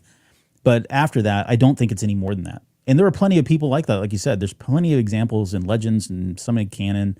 There were people that worked in the Jedi Temple that were not Force sensitive. Not everybody ran around with lightsabers, at all times. There were people, paper pushers and all kinds of stuff. And there was like a civil service program where it had non-Force users helping out on weekends in the Jedi library. They weren't Jedi, though. No, they weren't Jedi, though. That's my point. So, and could they have been Force sensitive? Sure. Force sensitive means a lot of things. And to go back to your other question too about can you be a Jedi and be not Force sensitive? I think it depends on how you define Jedi. Is Jedi the ability, I mean, if by definition Jedi means Force sensitive, then okay, probably not. But there are a lot of things that you have to do as a quote Jedi that being Force sensitive just helps and makes it very difficult for somebody not to be, right? You can't just go around throwing your life and sacrificing yourself at all times for the good cause without the Force power. I mean, they go out and do that all day long, but let's just be honest. They've got a security blanket in the Force that allows them to do these superhuman things. Right. So it's easier for them, right? It's like if somebody wanted to go around and become a vigilante, not going to get very far. You might throw a few punches and nail a few bad guys, but at some point you take that first shot and you're done, dude. It's over, right? So I guess all I'm saying is I think somebody could live by the code, live by the ways, right? Learn how to fight as a Jedi. Will they ever be as good as a Jedi? Probably not, because part of it is being able to sense that before it happens. But you acquire that through experience and combat experience too. So anyways, we're kind of beating a dead horse, I think, at this point. All right, so let's go back to the fight here. So this is where Shin says, you have no power. Oh, she looks a little cross-eyed there. Never saw that. She says, you have no power. And I think this is where it's almost a confirmation that, okay, maybe she was trying to reach out and trying to do it because maybe she had at one point done something with the Force and thought, I'm in this very desperate moment, and Shin senses it. It's like, you're a joke. You don't have any Force power. Yeah, you're a pretender, right? Yeah. And then they clash lightsabers. Again, this may be it might be out of sequence. Sure. We don't really know exactly if this happened before or after. Right. I love the fact that they are fighting, though, which is great. And this, oh my God, this is the one that I'm like super stoked about here.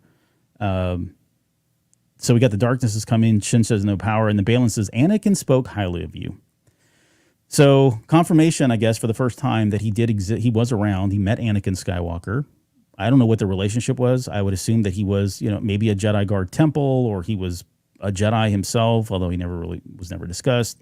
There were a lot of Jedi, 10,000, I think, at the time, before Order 66. So a lot of Jedi out there. But yeah, he knew Anakin. And later on, we get the line from Ahsoka. I think it's right after she says, I'm not here to discuss my past. Right. So, was he trying to use this as a tactic to get, the upper edge, throw her off her game by saying, oh, I knew your master kind of thing? I don't think Ahsoka's I think she's well beyond those years at this point. That does not faze her. And I do believe her. I think she really does not give a crap what he thinks about Anakin or if they had a relationship. Right. The mission is the mission at this point. Exactly. And again, I think the same environment that just basically confirms that we're in the same place that we saw at the beginning of this trailer as well. Yep. They've just set up more equipment around it in order to study it, map it, define it, whatever it is. So it does definitely seem like the same place, though, that she has found them. But I like the idea, though, that, he knew Anakin, there's a connection there. And again, something that he can use against her, something he can prod her with, because I know we still know, even after all these years, it's still a sore spot with Ahsoka. It's still something that she has a lot of regret and a lot of unease about how it all ended and about what could have been different and where it all went, right? Even after maybe her conversations with Luke after the fact and maybe the redemption, if you will, of Anakin Skywalker and where they came, but it's still probably a bit of a scab to pick at.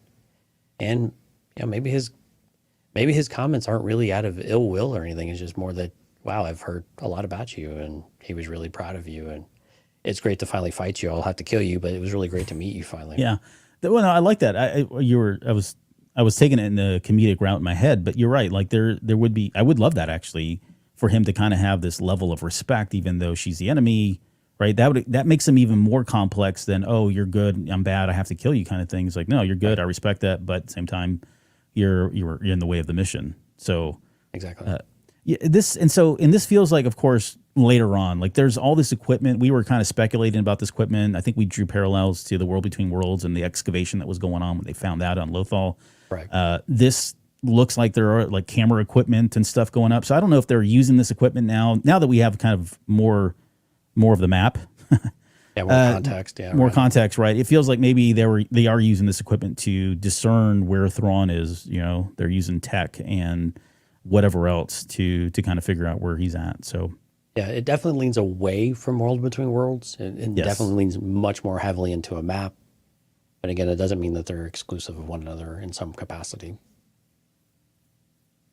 yeah, she seems very calm and very at peace when she ignites that lightsaber. She is very focused and very, but again, this is kind of Ahsoka though. She's a bit, and maybe again to go back to Sabine, this is the rub between them, is that she gets very singularly focused on the mission of what she wants to accomplish. Other things start to fall away of importance as it kind of becomes borderline obsession in some ways. Yeah. But again, she's also very centered most of the time too. So I'm not saying that's necessarily a negative, but she's very centered and focused on what she needs to be. Kind of what like Qui-Gon Jinn always preached, you know, be in the here and now, be in the moment. And again, This using fight those looks words so that she, epic. it does. This is going to be pretty badass. Yeah. Man, this sucks. I don't know where the fate of his character, but the fact that we don't have Ray Stevens just around at this point Yeah, it's is heartbreaking. really unfortunate because he looks like he's really bringing it with this everything that he said and his presence. And I mean, look at him, man. He's just like screaming as he's fighting too, which is very. He's probably just making lightsaber sounds with his mouth. I'd like to think this is part of his character though, right? That he's because we've never really had. There are forms of combat, sword combat, where you yell like this, Japanese forms, and it's to intimidate, right? It's also like to channel power and stuff. So it would be cool to see if this was something he did and just kind of brought a different aspect to being a force wielder or a lightsaber wielder and using different techniques that he's brought in. Or it could just be him making, like you said, lightsaber sound. Look, there's a Death Star in the background, by the way. I don't know if you've noticed that. No, it's not. It's just the Imperial logo for Click Clack. Yeah. Click clack. That's a deep cut, man. Okay, so I'm assuming we saw this. Okay, so this is the runes I was talking about that we've seen in other shots where she's fighting the robot, maybe the Inquisitor, maybe it's all connected. I'm not really sure, but it definitely looks like runes of some sort. You can see Ahsoka there. She's running away from this thing in her best Mission Impossible, scene where everything's blowing up in the background and she's running.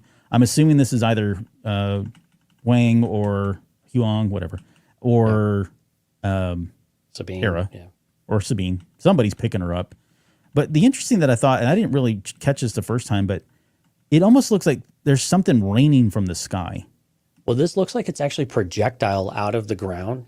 And these are projectiles. You can see the arc coming out. Because originally I thought that too. I was like, is something coming down to blow it up? But this almost seems like, I don't know if I'd call it an eruption, but definitely an explosion from within and expanding around it. That's where you see this big, this big sonic wave and flame coming around that you're showing back and forth here. Mm-hmm.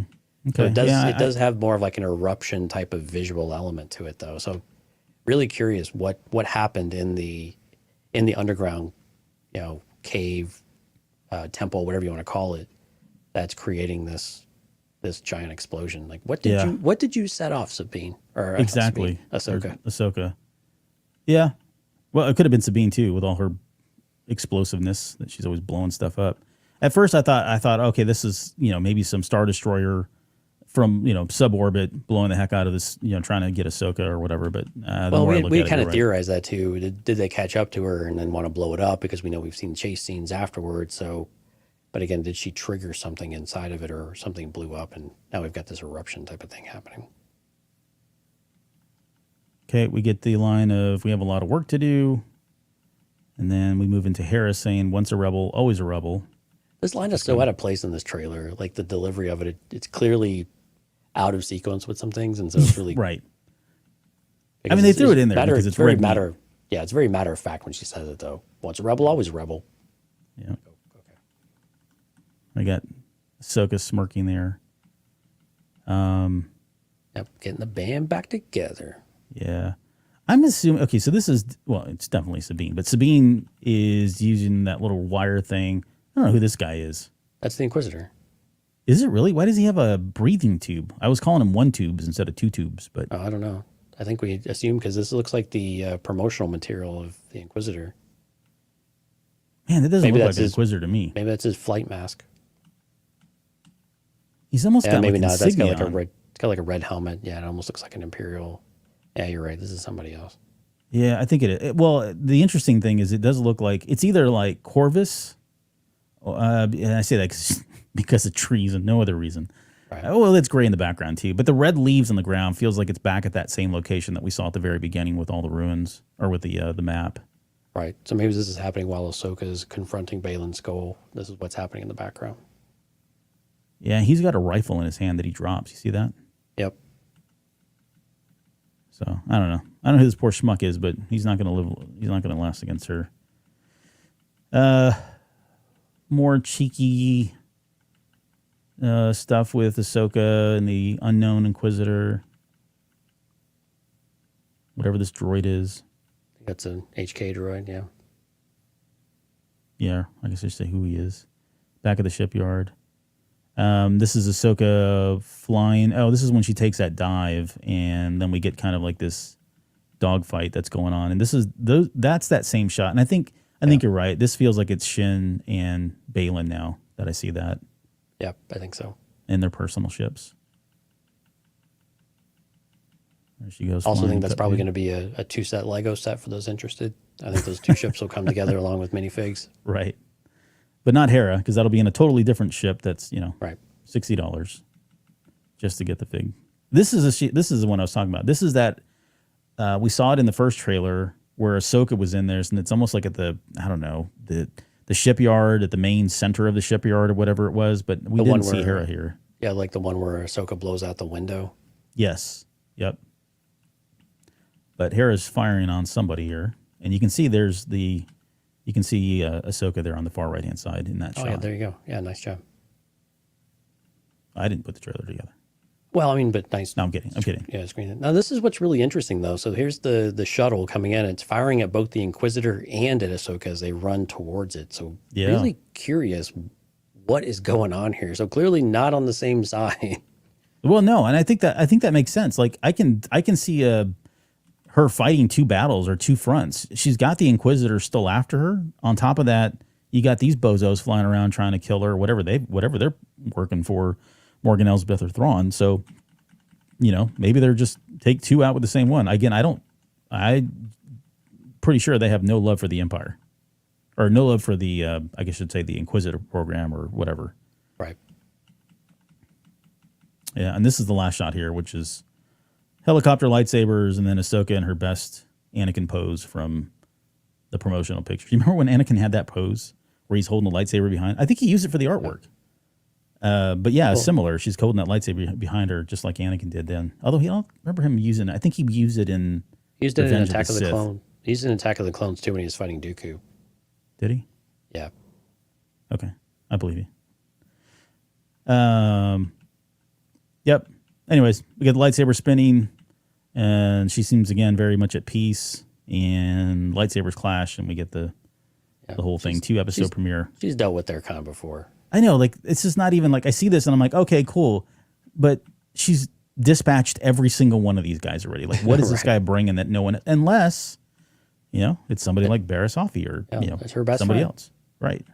God, that would be so pretty emotional, wouldn't it? It would be interesting. I don't know if emotional would be the right word, but it would be interesting. She's been through so much conflict, yeah. So much. All these people are ghosts from the past coming back in different ways and haunting her and betraying her and just I mean, if you think about so dark. if you think about scenes that would be great reveals, I mean, just the 2 of them here in this field or in this wherever this forest is, and whatever they however it comes about of like who I am. Mm-hmm. Takes off the mask and it's Anakin. Yeah. But there you have it. Okay. That's it. 2-minute trailer, 2-hour breakdown. This is there's so much good stuff in here, honestly. There's so many nuggets, so much stuff that we can continue to dissect. And I don't know, 6 weeks away at this point. This is going to be difficult. And we'll get, from this point on, I don't anticipate that we'll get, they usually don't give us another trailer. Sometimes it happens, sometimes it doesn't. But what we end up getting at this point are going to be like these TV spots and, you know, exclusives, or maybe a clip that they show on Good Morning America, right, of like 2 minutes of dialogue at most, or 30 seconds. So it's going to be piecemeal here and there, a little onesie-twosie thing. So if there's anything significant, we'll, of course, bring it onto the show, part of the news, or maybe we do a special show for it. But I don't anticipate we'll get like a trailer too, unless we're like a week away or something. Yeah, and we'll talk about this more on Sunday with the Waystation, with the news show. But, you know, with the actors going on strike, we're recording this on Thursday night, here in about an hour, or actually maybe Eastern time, they've already done this. You know, the actors are going on strike. And what does that mean for promotions with the actors going? So a Rosario Dawson going to promote Ahsoka on late night TV or on Good Morning America or on these other things where we might get that. How does that change any of that? I'm not sure how that stuff works, you know, of what you're allowed to do and what's proper to do and all of that stuff. So again, this might change really how this marketing is leading up to the show. And it might be much more dependent on purely on TV spots or YouTube spots and the online promotion rather than any kind of in-person interviews and things like that. Yep. I'm frozen on my screen. Am I frozen on your screen as well? Yeah, you're frozen. You've been there for a while, but you're looking very stoic, though. I'm not moving. I was actually trying to hold very, very still, and I don't know if I'm doing a really good job. In fact, you probably can't even see my lips move at this point. Oh man, you're an amazing ventriloquist. Add it to the list of things that you can do that I did not realize. Yeah, thank you. You know who else is amazing, Jonesy?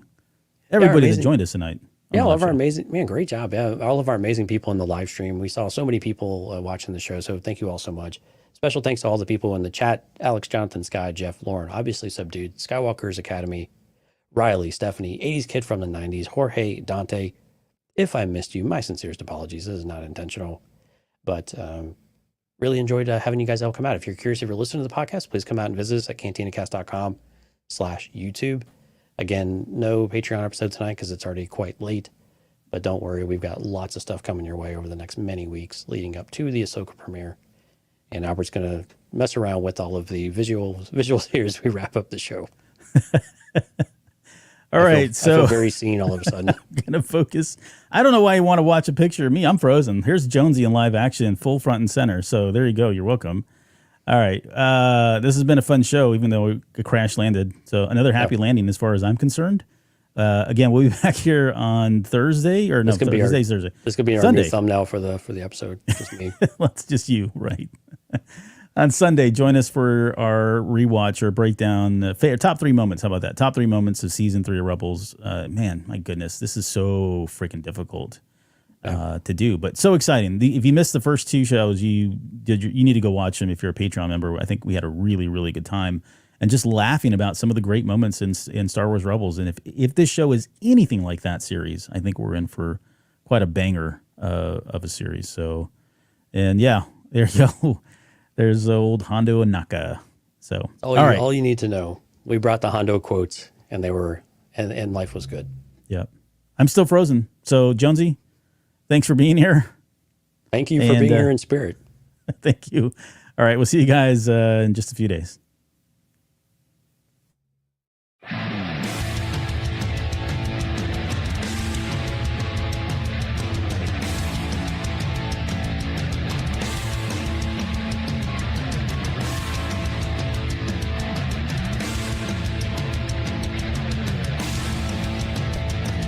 You're still listening? Wow, that's amazing. Well, I'm here to give you the disclaimer. Normally we do a big, long, drawn-out disclaimer thing saying what's what and who's what and all that other stuff, but I think you guys kind of know that Lucasfilm and Disney have no affiliation with us at all, and we have none with them.